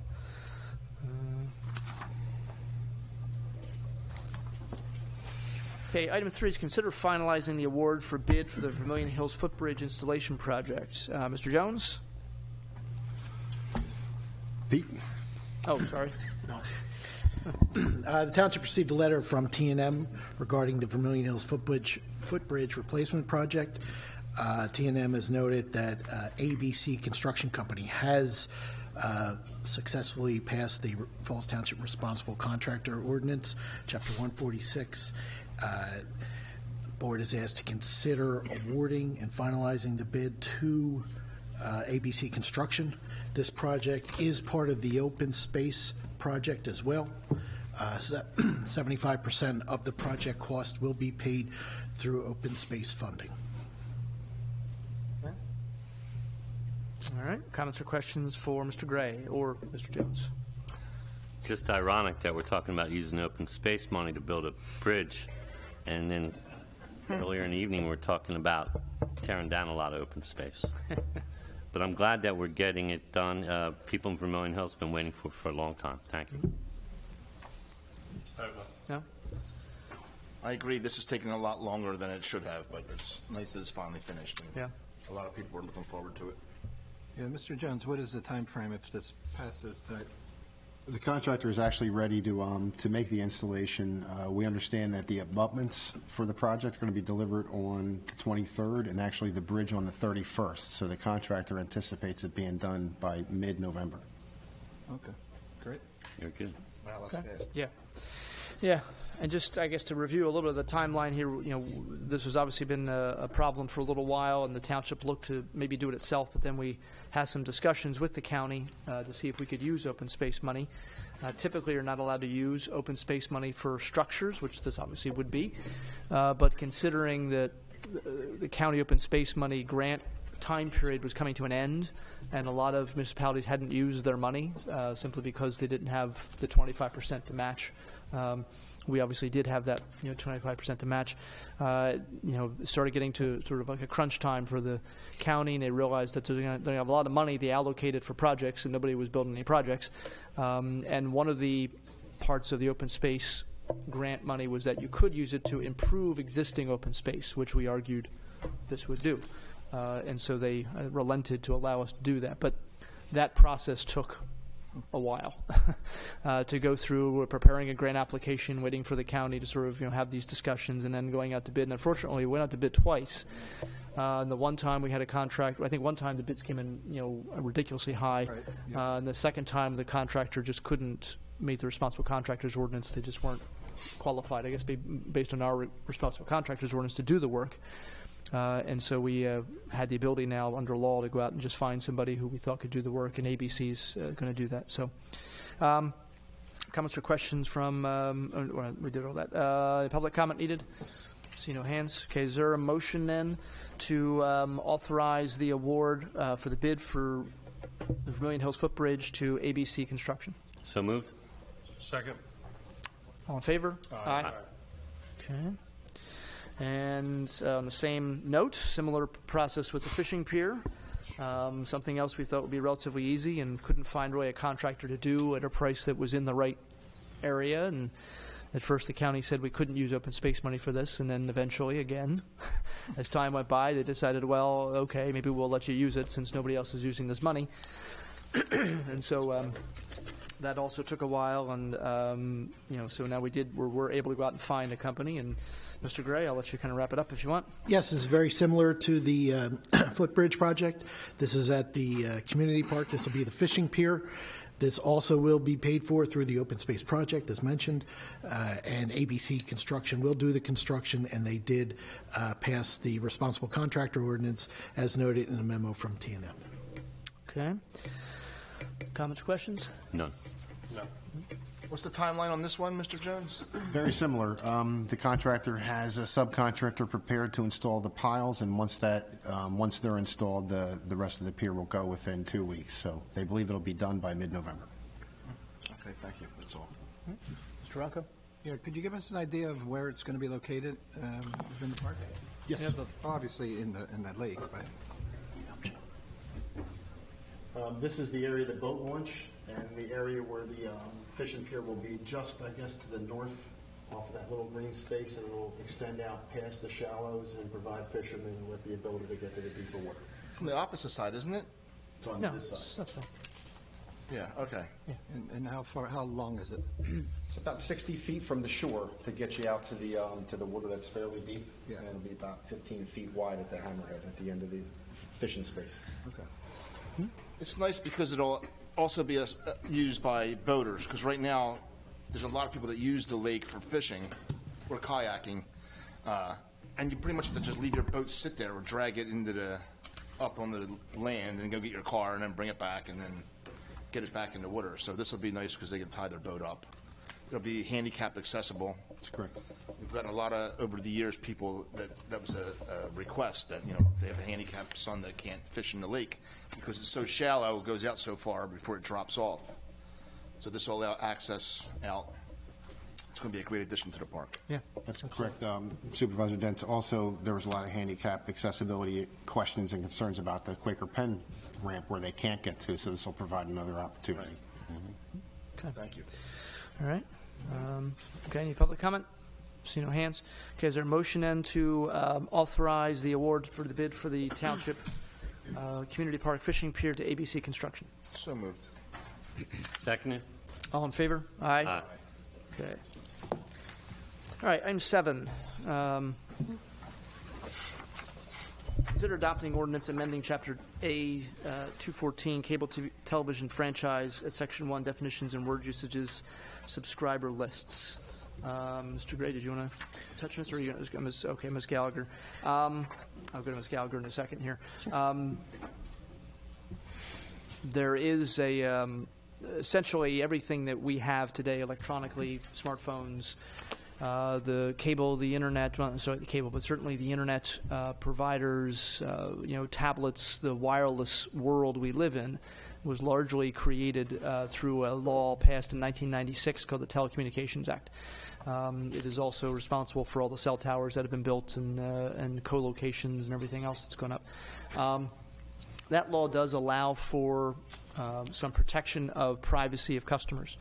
Now, of course, being written in 1996, the world of technology has changed, unbelievably in that time, in the 21 years or so that it's been passed. And so a lot of what's in that law really couldn't look forward enough to see what would happen.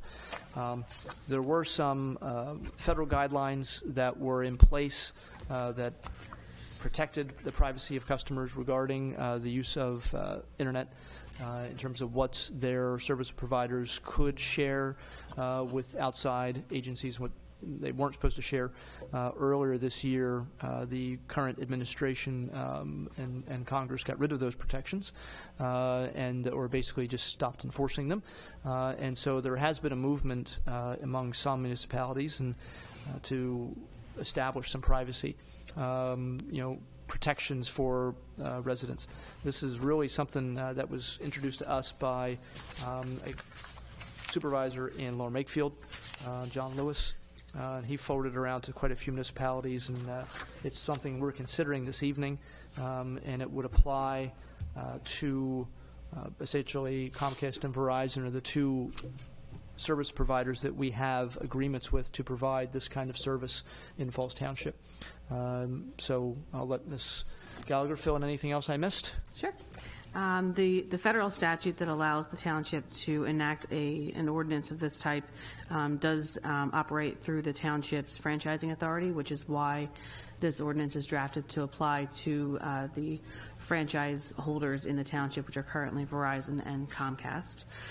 This would protect what is defined in the ordinance as personally identifiable information, which includes customers' login information, the extent of viewing a video program or other services, shopping choices, interests and opinions, energy uses, medical information, banking data or information, web browsing activities, application usage activities, or any other personal or private information. It requires the franchising authorities to provide an option for the consumer to opt out of the collection and disclosure of that type of information.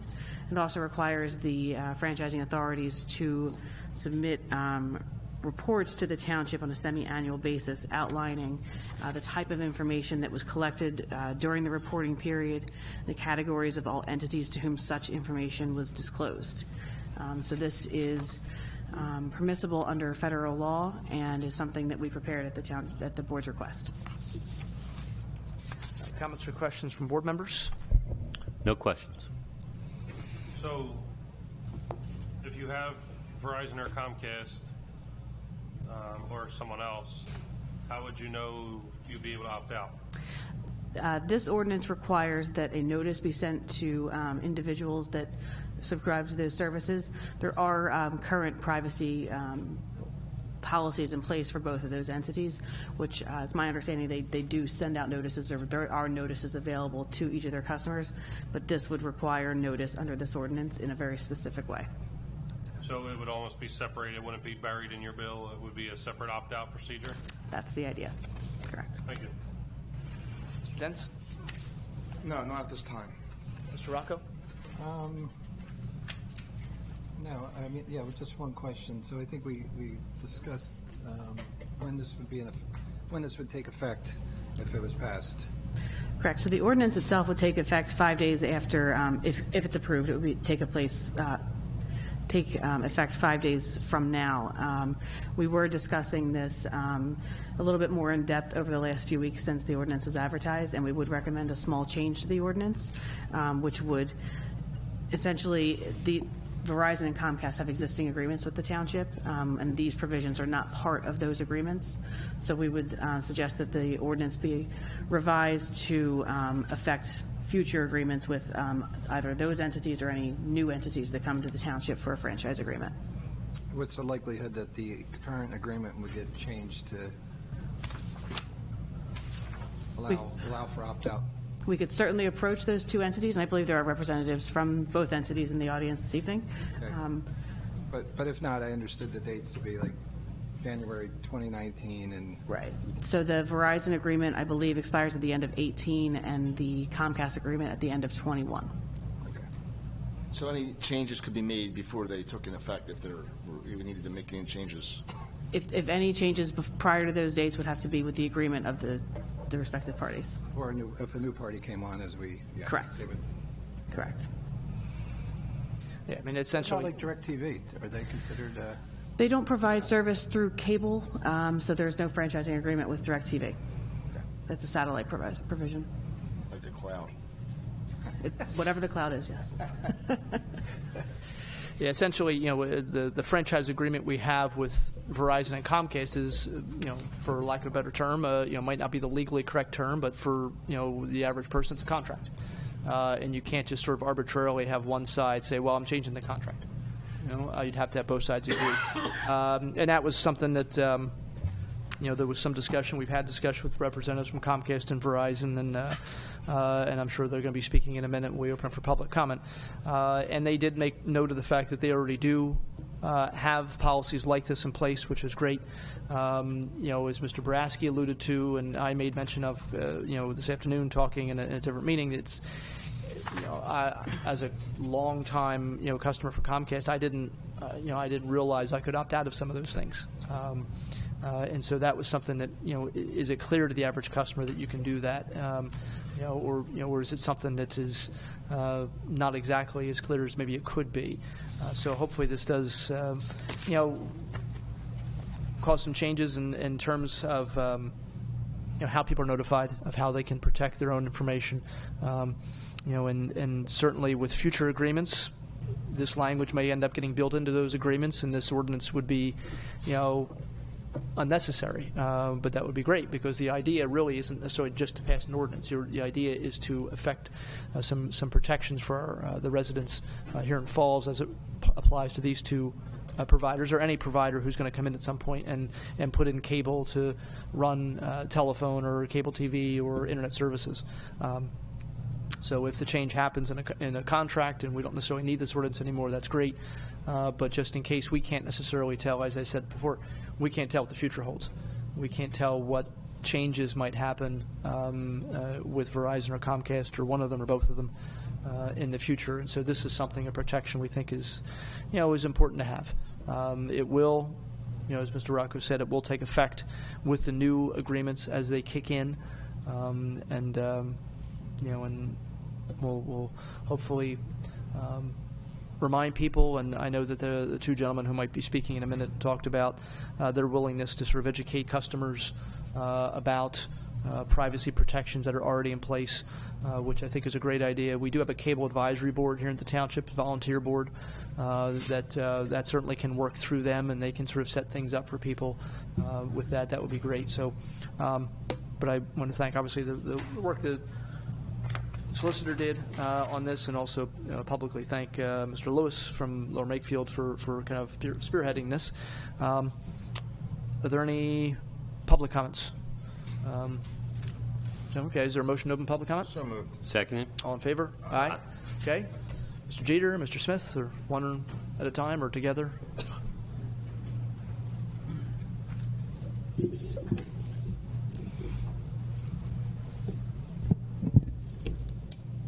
Good evening. First, I'll introduce myself. My name is Brian Jeter. I'm the Senior Director of Government and Regulatory Affairs for Comcast in Bucks and Montgomery County. Thank you, Chairman Harvey and the Board of Supervisors, for the opportunity to discuss the Township's proposed Internet Privacy Ordinance. We share the Township's interest in protecting consumers' private information, and we appreciate the willingness not only to be here this evening, but also meet with us earlier this afternoon to discuss the issue. Comcast has been a responsible corporate citizen in the Township and throughout the county for more than 2 decades. As important, Comcast has never engaged in practices the ordinance seeks to address. So let me take a few minutes and tell you what Comcast is doing in the privacy space. First, we're glad, though not surprised, that the proposed ordinance is not in response to consumer complaints on the issue. I don't believe that we or the township have received complaints regarding disclosure of customer-sensitive information to third parties unrelated to our business. Comcast does not sell our consumers or customers' individual web browsing information to third parties. We didn't before the FCC adopted rules or changed those rules, or Congress changed those rules earlier this year, and we don't plan to do so now or moving forward. We don't sell our customer, sell or share our customers' sensitive information such as financial accounts, Social Security numbers to third parties for their own use without first getting a customer's affirmative opt-in consent. You normally will find that opt-in consent annually in our customer notice. You can also find it on our corporate or our Xfinity.net website, and I certainly have shared copies of those privacy notices and information with Mr. Gray about a week or two ago. Next, we use broadband consumer information for a variety of operational purposes, such as to provide and bill for service, to detect fraud, to secure our network, to protect our property and the safety of others, our customers, and to communicate information to our customers about the new services and discounted offerings we may provide. Today, customers have the ability to actually opt out on targeted ads on our website, even ads based on the data that is not sensitive, so that we can improve them over time. We value our customers' trust and work every day to protect the privacy and the security of their personal information. That said, our chief concern with the proposed ordinance are as follows. One, consumer privacy on the Internet is always and has always been protected by federal and state privacy laws and ISP's public commitments. As Chairman Harvey mentioned earlier today, and certainly we discussed in our meeting this afternoon, Congress recently repealed the FCC's unwise broadband provider-only rules, which actually never went into effect. ISPs are subject to federal laws such as the Electronic Communication Privacy Act, the Computer Fraud and Abuse Act, and the already implemented privacy practices that are consistent with private regimes in the Federal Trade Commission has applied for more than 20 years to the entire Internet ecosystem, including not only ISPs such as Comcast and Verizon, but Google, Facebook, and others that are in that ecosystem. It is our belief that there are no gaps in privacy regulation today. Secondly, the FCC has classified Internet service as an interstate service subject to federal jurisdiction. To the extent a local jurisdiction or municipality may have shared authority over the service, such authority may not be exercised in ways that conflict with the federal policies governing that service. Thirdly, the ordinance unfairly targets cable franchisees. Not only does the ordinance apply to cable ISPs, it targets two companies, Comcast and Verizon, which are cable franchisees.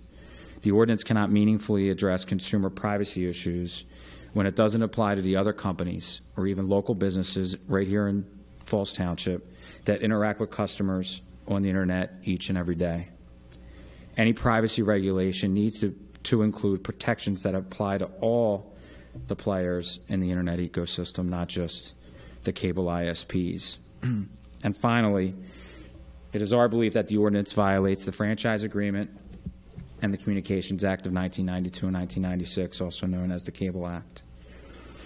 You may know, or certainly Peter, Chairman Harvey, or Lauren Gallagher, the solicitor, if you take a look at Section 13 of the Franchise Agreement with Comcast, the Township agreed that the terms outlined in the agreement constitute the entire agreement, and that any ordinance that are in conflict with any provisions of the agreement would be superseded by the Franchise Agreement.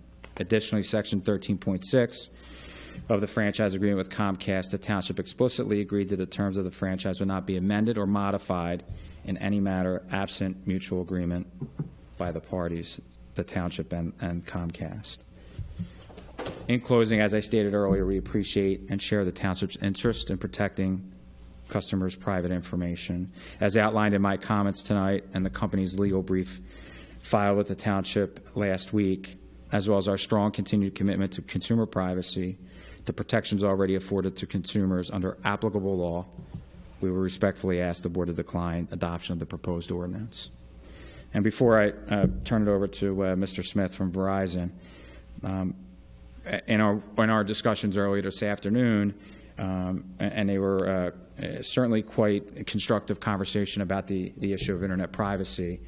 The township, not only here in Falls and certainly the other two communities that are considering privacy ordinances, certainly have the opportunity to discuss privacy as part of the upcoming franchise renewal with both companies.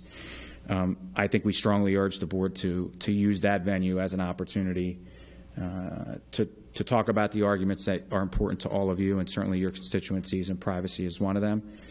The cable franchise renewal process is the prime method to discuss the privacy issue, as well as a whole host of other cable-related needs of the community.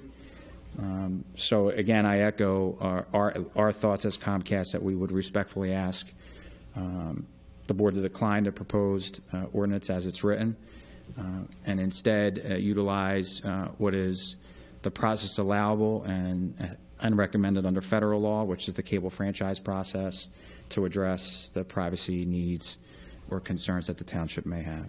I appreciate the time, and I'm certainly open to any questions now or after Mr. Smith from Verizon. Thank you. Okay. Thank you. Mr. Smith. Thank you. First of all, I would like to thank the board for the opportunity to address the privacy ordinance on the agenda this evening. For the record, my name is Douglas Smith, Vice President, State Government Affairs for Verizon. Now, I'll try not to repeat everything you just heard from Mr. Jetter at Comcast, but I want you to understand, if you would, that almost everything, if not everything, he shared in the way of policies, procedures, beliefs are shared between Comcast and Verizon. We're on the same page on this topic. As you also know, we met with the chair, the township manager, and the solicitor's office earlier today to discuss Verizon and Comcast concerns with this privacy ordinance. I've not had a chance to review the actual language and the changes made to the ordinance, which were mentioned here this evening, but I do have a few comments on privacy ordinances in general. First, let me state unequivocally that Verizon does not sell, license, or share information with others that individually identifies our customers, people using our networks, or website visitors. I'd also like to note that the ordinance, even as modified, only impacts 2 carriers, yet we do not have control over or access to information contained in the cookies that are set on anyone's computer by ad servers, ad networks, or third-party advertisers like Google, Facebook, Bing, and others. The FCC's recent reaffirmation of federal oversight on privacy is a reminder that having multiple sets of privacy requirements, one at the federal level and now another one at the municipal level, doesn't work. Our networks are not defined by municipal boundaries, and oversight should be at the federal level. Imagine, if you could, 2,500 Pennsylvania municipalities across the state, each of them with just a slightly different set of rules for us to follow, then multiply that by all the states. It's not a feasible model and completely impractical. Also, there are 2 significant threshold issues involved here. The first, a privacy ordinance is not permitted under Section 632 of the Cable Act. The customer protection authorized in Section 632 does not consider privacy requirements, as it was treated separately in Section 631. And if Section 631 of the Cable Act was intended to permit municipal franchising authorities to pass ordinances on privacy, then it would have explicitly stated that. Instead, Congress provided the requirements by which cable operators must abide when it comes to privacy. Second, additionally, a Falls Township privacy ordinance will conflict with our existing Verizon franchise agreement. That agreement with Falls Township mandates Verizon to comply with the Cable Act and all applicable federal and state privacy regulations. So any attempt to pass the original draft of the ordinance would be a conflict between the local ordinance and the franchise agreement, which would be considered a breach of contract of the township. However, based on the representation that the township has modified the ordinance to be incorporated into future upcoming negotiations of our video franchise agreement, that eliminates the risk of a contract breach. Again, however, the township always has the authority to bring any issue to the negotiations table when the discussions commence in 2018 with Verizon. That said, the revised ordinance isn't necessary, as it restates the power the township already has, which is to negotiate for any issue it wants. So I ask, much like Mr. Jeter and Comcast, that the ordinance be tabled, since it merely restates the rights of the township. In the meantime, I want to assure this board and your constituency that Verizon takes privacy very seriously and vigorously protects its customers' data. Verizon has also provided the township with a copy of our privacy policy, and we can examine the township's needs during franchise negotiations. Thank you. Thank you. Any comments or questions from Mr. Smith, Mr. Jeter? Board members? No. All right. Is there any other public comment? I see one hand. Mrs. Batiste.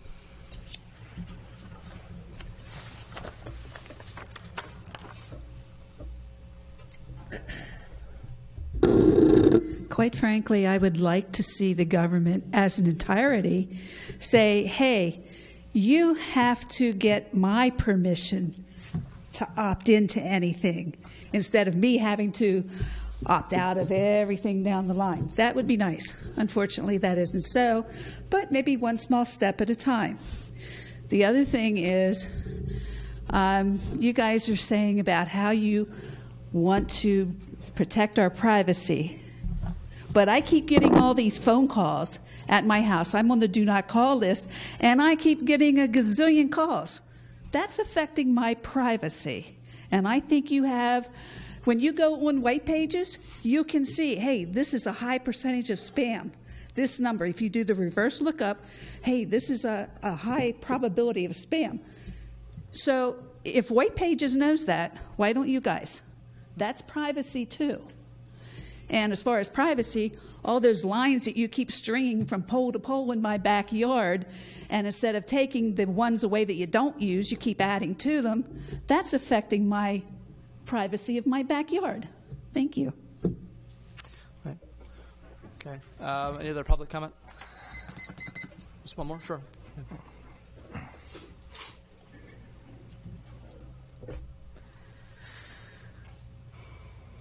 I don't know a lot about cable and Comcast. I just know that I pay a lot more every year, it seems like, for stations I don't want or need. And sometimes the quality is not the greatest. But I do believe what they're saying may be a material change to try to change a contract in midstream. But on the other hand, if you're going through negotiations, what are they going to say? If you're going to push this, we're going to opt out of your township.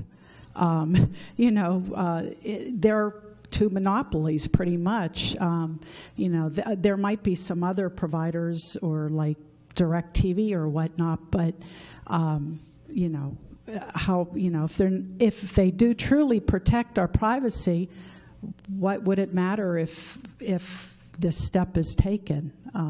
They must be afraid of something. They're going to lose money. They're going to lose money in that whatever they're not doing right now, at least covertly, somebody's getting our information by some way. Maybe it's a second provider. Maybe it's a tertiary provider. But, there must be a reason why they're not so agreeable to do this. But I do agree it might be a material change right now, but they may have you over a barrel if you go into negotiations and they say, well, we're not going to agree with this, so we're going to opt out of your township, and then we're left with one or none. Thank you. Okay. Any other public comment? Is there a motion to close public comment? So moved. Seconded. All in favor? Aye. All right, any questions for Mr. Jeter or Mr. Smith? Comment? Or yeah. There's a lot going on here.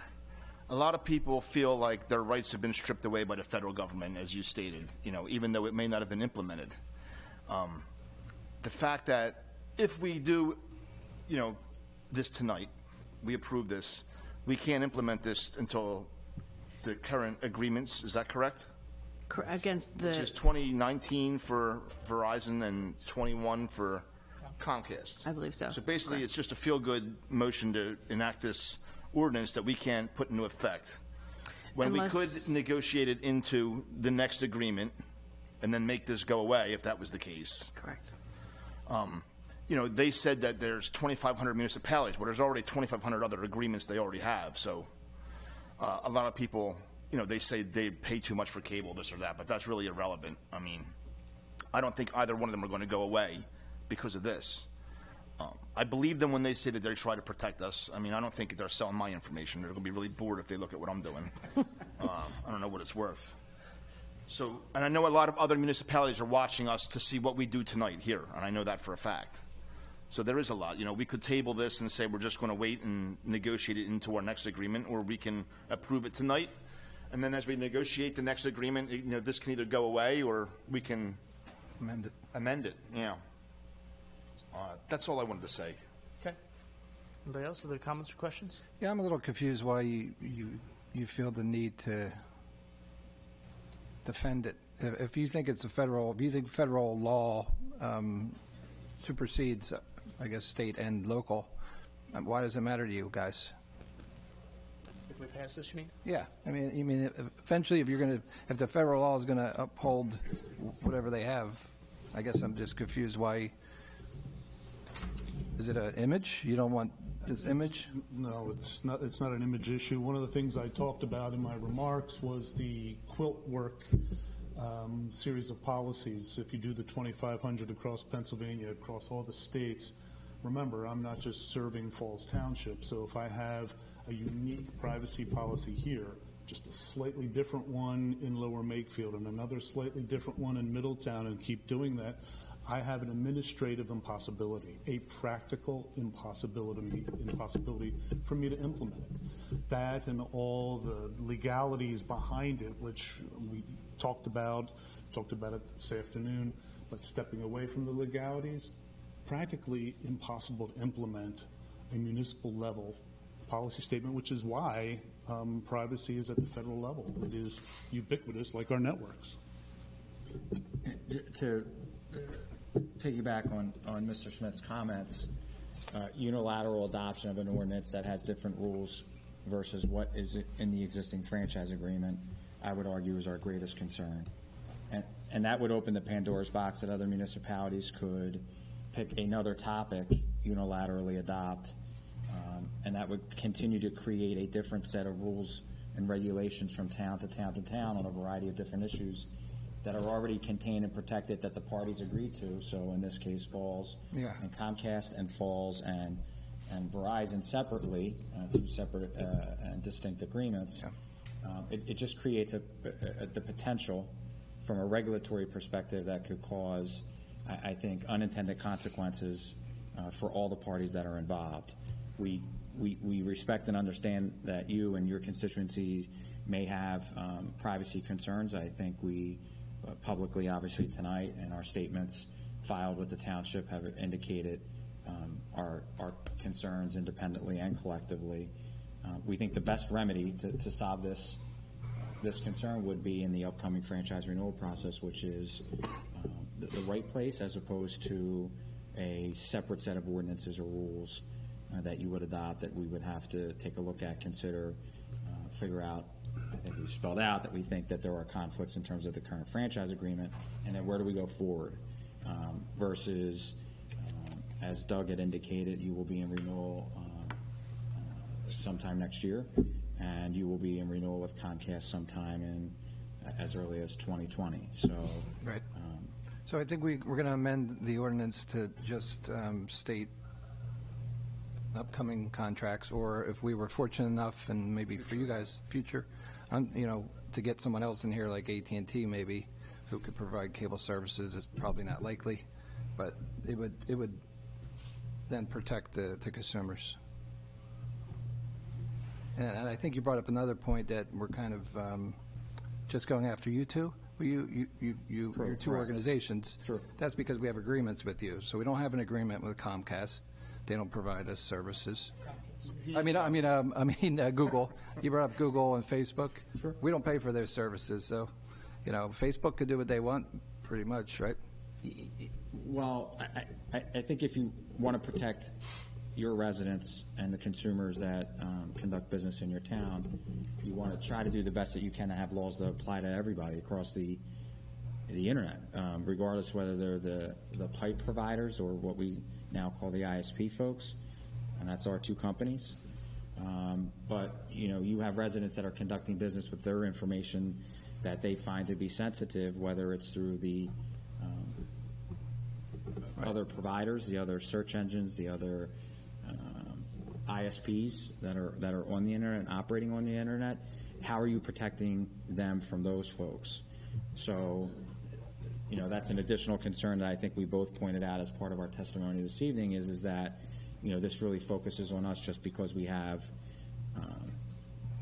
you allow us through federal law to provide service to your residents. Right. That's really the simplest way to put it. Yeah, yet, absolutely. Yet the internet system, if you will, is so much greater than just the two providers. Right. You should want to adopt rules that apply to all the parties that are operating in that space versus our two companies. But we don't have control over them. You know that. So did you have a chance to read the privacy agreements? The franchise agreements? Their Yes. privacy agreements. Or Yes. their privacy policy. Yeah, I worked with Mr. Jetter to actually prepare the current Comcast agreement. The Verizon agreement predates me, but I am familiar with it. So does it have, like, we could change this at any time, like that type of? Requires mutual agreement of the parties. So there's two sections in the Comcast agreement, which I pointed out and submitted formally, where we either have to agree mutually or you can't, the municipality and or the cable operator can't just unilaterally adopt a new set of rules without mutual agreement. So Section 13.3 and 13.6 address and prevent, frankly, an ordinance such as this, which is already covered not only under the agreement itself, it's already covered under federal law, and then we voluntarily have a variety of privacy rules that the ISPs have made commitments to publicly and to our customers that go above and beyond what the federal law requires. Yeah, I guess that's what's in our privacy notice as it exists today, and I'll turn it over to Doug. Yeah, I was talking about the privacy notice. The privacy notice, and Brian, you might be able to correct me if I'm wrong. There's nothing in the cable franchise agreement that addresses this concern. There are privacy, correct. There are privacy policies that Comcast has in place, which they currently follow, which does provide certain notices to customers in certain formats. This ordinance would require more specific notices to all of their customers on a more regular basis. I mean, I believe I can speak to the Comcast franchise. We have, and in most of our franchises in Southeast Pennsylvania, across the Commonwealth, and I would argue beyond, but my expertise is Bucks and Montgomery County. We have common language that both the towns and the company agree to. There is a section called privacy that speaks to we're going to abide by all federally applicable privacy laws. It spells out the privacy section in the Cable Act, and then it closes to that effect. So you have some comfort that we are, and we have to, by mutual agreement, because we've executed a document together, that we have to abide by current federal law, which governs privacy. And then the company, in addition to that, has agreed to a variety of other steps in terms of privacy in a voluntary way. And in Verizon, we've got procedures where when you initiate service with us, you get our privacy policy. Right. Once a year, you get our privacy policy again as a reminder. And many of the things that Brian just shared, Verizon follows those same procedures. To the consumer. To the consumer. Yes. To the consumer. Right. I've never read it. I have Verizon. Thank you. Thank you. I have Comcast. I don't know. Okay. I think, what did you call it? Feel-good ordinance or something? I mean, we have, this is, this is you have to protect 14 months. 14 months before it would even take effect. So we could pass it, or we could, you know what I mean? Yeah, if we pass it tonight, it's not taking effect anyway. Right. Unless a new provider comes in. Unless a new provider comes in. That's not going to happen. No, I doubt it. Took us forever to get Verizon in. Seems so friendly up until this point, right? Yeah. There's some questions. I sense that it's something that we could negotiate in further time when the contracts expire, and it would be, as you said, down there somewhere, a feel-good ordinance. So maybe it's not necessary. We could table it for a little while. That's what I was thinking. Thank you. So you'd rather incorporate it into an agreement than us pass it tonight? No, we would prefer that you either table or vote no on the proposed Right, till ordinance. negotiations. Until the negotiations between the two parties commence, which is anywhere from a year to 2.5 or 3 years down the road. And the vehicle that the privacy information that the parties would agree upon should be contained in that franchise agreement and not a separate document, not a separate ordinance, in our estimation.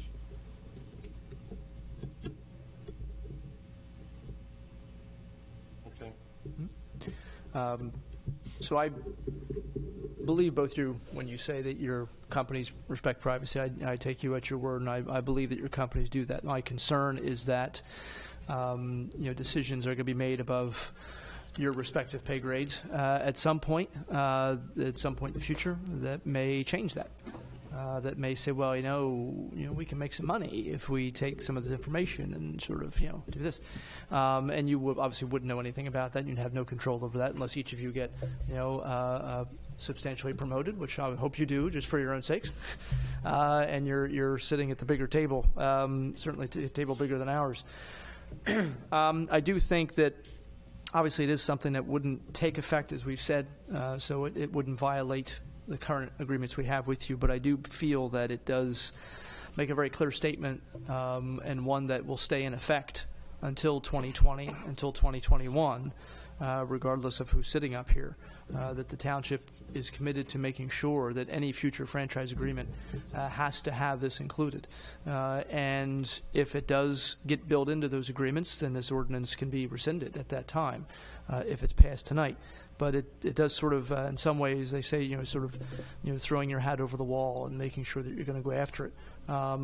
Because in a few years, or is that suddenly going to be an issue that we think of, we're going to remember to push for it, whereas if we're approving this tonight, That's a very good point. Doesn't take effect, doesn't hurt you.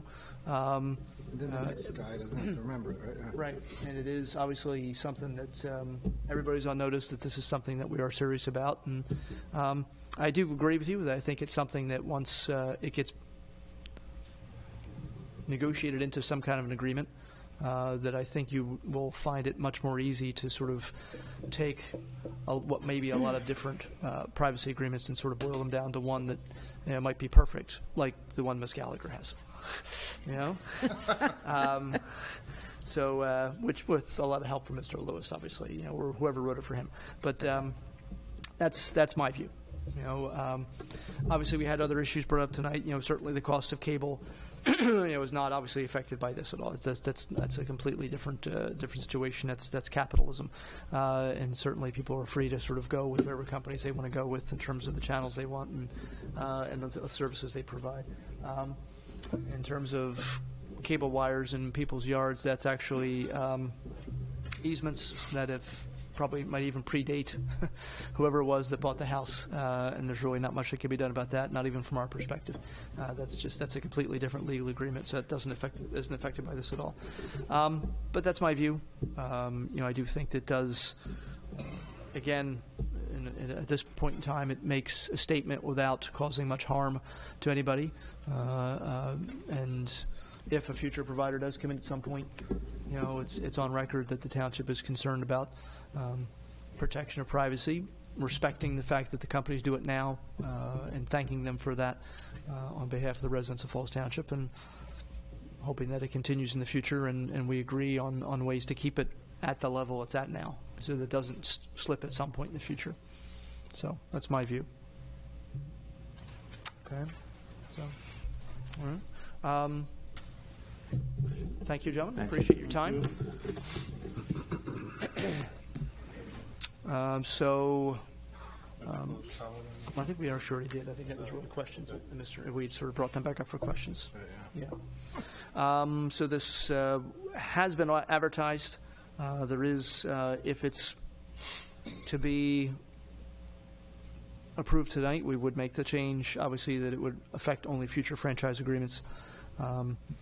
It would be 17-04. Obviously, it's the board's pleasure to move forward with this, to table. Is there a motion? Or approve. Or approve. Yep. I'll make a motion to approve ordinance 1704. I'll second. Okay. Motion made and seconded. All in favor? Aye. Aye. No. Opposed? Okay. All right. Thank you. Gentlemen, appreciate your time, and I told you you'd be later in the agenda. I wasn't kidding. You should have gone to go see the movie like I told you to. I saw a comedy show last Friday, and the guy started his act, and he told everybody, listen, I just got my own HBO special this week. And everybody applauded, and he's like, yeah. He said, but I get HBO free with my DirecTV, so I declined it, he said. And I thought that was a good cable joke.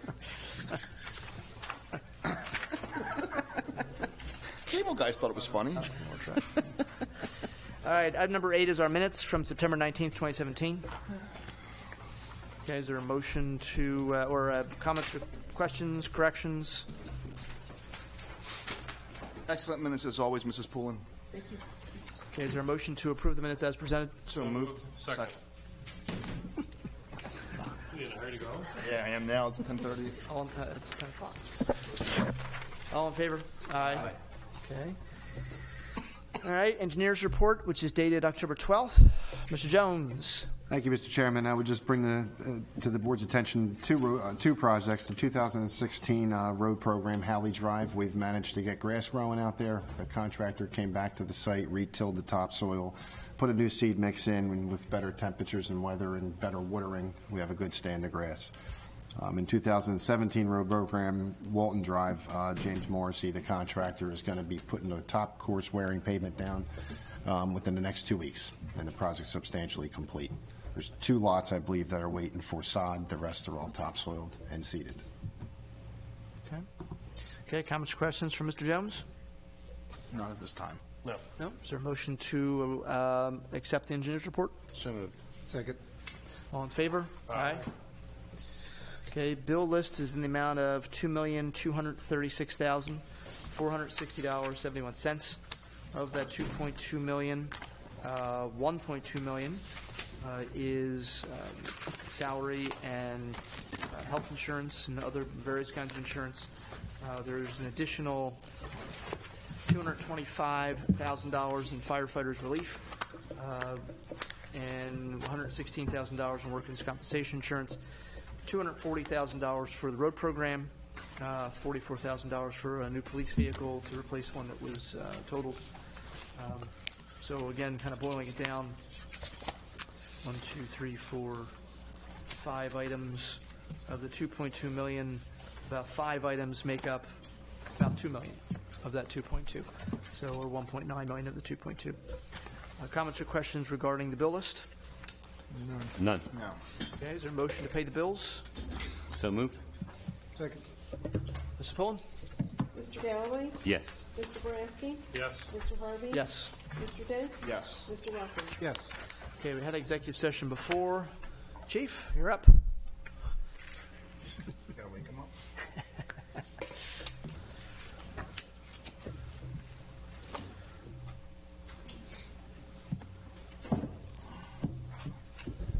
Mr. Harvey, members of the board, good evening. I'm going to try to be as brief as possible and get through this very quickly for you. I have a few thank yous, a couple announcements, and a major announcement about a new piece of equipment that we've just secured. Back on, in our continuing effort to promote community relations, back on October 2nd, myself, the lieutenants, my administrative assistant, our sergeant of detectives, and Mr. Gray were invited over to the senior citizens for a coffee with a cop. It was very successful, As a result, I'd like to thank Mrs. Murphy and the entire senior citizen board over there. They were very nice to us, and it was very successful. Probably our best coffee with a cup that we've had since we've started the program. On October 28th, once again, we're going to have our prescription take back 10 to 2. That'll be in conjunction with our Great Shredder event. I want to remind the public here that no businesses, just Falls Township citizens, and you're limited to 6 bags or 6 boxes. Also, right now, I'm asking the public, the members of the board, Officer Yeager had come to me. He has secured a mechanism where he can secure money for the Youth Police Academy, upcoming Youth Police Academy. And it's a kind of a contest where you go online, and the address is www.aftermath.com/K9 grant.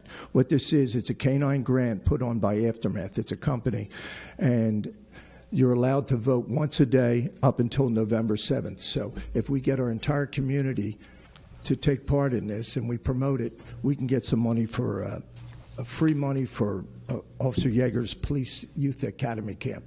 And he can get up to $5,000, and then it goes 5, 4, 3, 2, 1. So whatever money we can get, it's a great deal, and it's free. All you got to do is hit your email once a day between now and November 7th. Feel free to contact myself, Mr. Gray, or anybody, and we'll give this information out. Upcoming, once again, I want to remind everybody, it's only a few months away. The Extreme Fitness second annual 5K 1 mile run and walk will be held April 22nd. We didn't even have Christmas yet, and we're talking about April 22nd. This will benefit, once again, our Youth Police Academy. Tonight, gentlemen, I want to tell you the space age is here for us. We just received a new instrument. It's about just the biggest biggest my hand right here. And our supervisors will have it on the street. And what it'll be, if they find somebody of suspicious nature that they think is giving them a name, a fictitious name, all they do is stick their thumb in this, and if they've ever been arrested in the state of Pennsylvania, their record will flash up. It's a great tool. We received it through a grant, once again, no money. Sergeant Boschman was responsible for that. He gets all the credit for it, and we're very lucky to have that. We're only the 3rd municipality to have that. Gentlemen, that's all I have. Thank you. Okay. Questions for the chief? No. Great report. Thank you. Thank you. Okay, manager comment. Oh, sorry. I'd like to thank Mr. Gray. Mr. Gray did a great job at that Coffee with a Cop. He was very informational, and he really helped out a lot of the seniors in there. Did you give him a badge? McDonald's coffee? No, Dunkin' Donuts. Okay, Mr. Gray, you're up. Thank you. Just a few items tonight.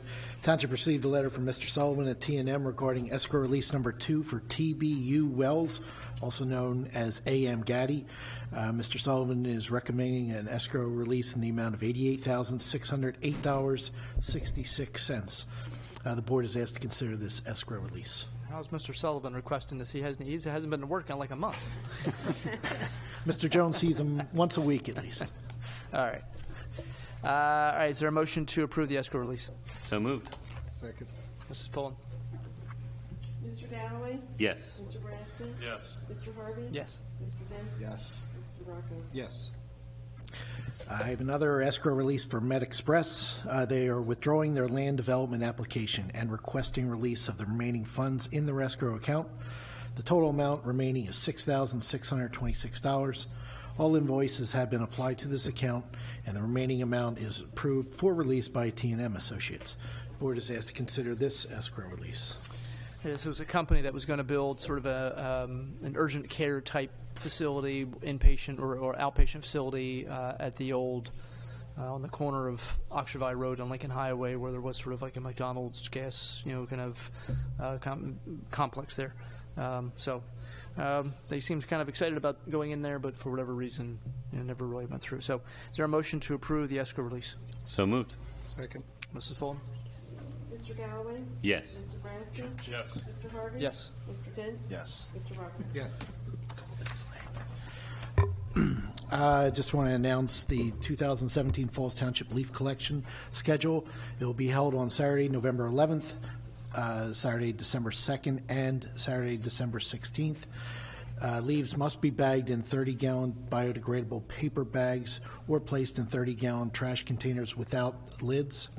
They're to be placed curbside by 6 a.m. on collection days in the same location as your regular trash pickup. Leaves in any other containers will not be collected.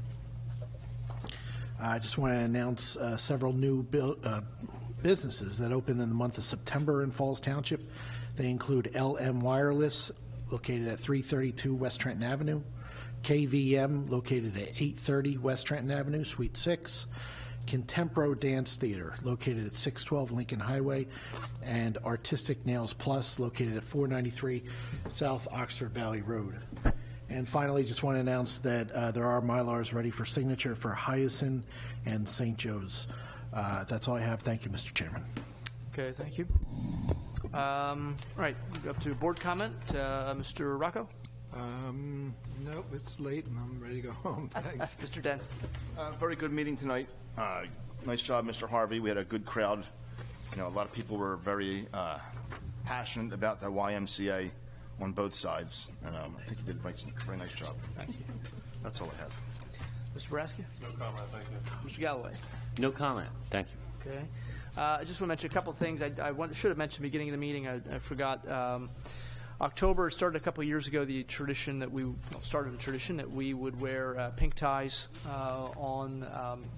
in October during our meetings. As you can see, board members as well as Mr. Gray, Mr. Jones, just to remind or to in honor of those women suffering from breast cancer, or people suffering from breast cancer. Actually, it's possible for men to get breast cancer as well. Most people don't necessarily think of that, but it is one of the major killers of women in the country, and certainly we want to remind women to do self-examinations as well as get mammograms as often as they can, and certainly for men, to different kinds of cancers that affect men, you want to be conscious of and take the proper precautions. And thoughts and prayers go to people that are suffering from cancer or those who have lost people to cancer. Also want to wish Happy Veterans Day. We're not going to meet before Veterans Day. So happy Veterans Day to all those who have served our country, whether we're in war or in peace, at home or abroad. Mr. Galloway, obviously, is the veteran here on our board, so thank him for his service. Thank you. And Election Day, obviously, coming up as well. These are county offices and a few state offices. And obviously, as you heard this evening, and justifiably, the county hasn't really paid a whole lot of attention to the land they have here in Falls Township, and we've been talking about the creek behind Chatham Road. Young Miss Bidlingmeyer talked about her car being flooded, and she backs up to that creek, and we've been asking the county for years, quite frankly, to do something about it. And first they blamed the school district and said it was the school district's fault that that creek was flooding, which it didn't really make a lot of sense. And then they decided it was our fault because of the way we sweep the streets. I'm not really sure how that works either. So they continue to do very little, actually nothing about it, and certainly Mr. Galloway's comments were right on the money regarding their lack of attention to Lake Caroline and the flooding issues that persist there, and the health hazard, certainly in terms of in some cases with with mosquitoes. That's always an area that's really big for mosquitoes for us, an area we have to spray consistently, the Chatham Road area, because of the water building up there and houses being flooded, as you heard. So county offices are up this year. There's certainly some offices at the county level haven't changed hands in terms of political party in 55 years. So it's certainly something that makes you wonder, maybe there's time for change. So remind people to go out and pay attention to the issues, pay attention to who's running for office, and vote. Above all else, just vote. Okay? And finally, I did want to make a nomination. Ed Wells was a member of our Cable Advisory Board. We had, obviously, cable advisory issues here tonight. He was a member, actually, I think when I first got elected, he was on the Cable Advisory Board. He was there for a long time, and then he left for personal reasons, but he's interested in going back on the board. And there is one vacancy, which is an alternate, so I'll happily nominate Ed Wells to be back on the Cable Advisory Board. I will second. Okay, all in favor? Aye. Thank you. Is there a motion to adjourn? So moved. Second. All in favor? Aye. Thank you.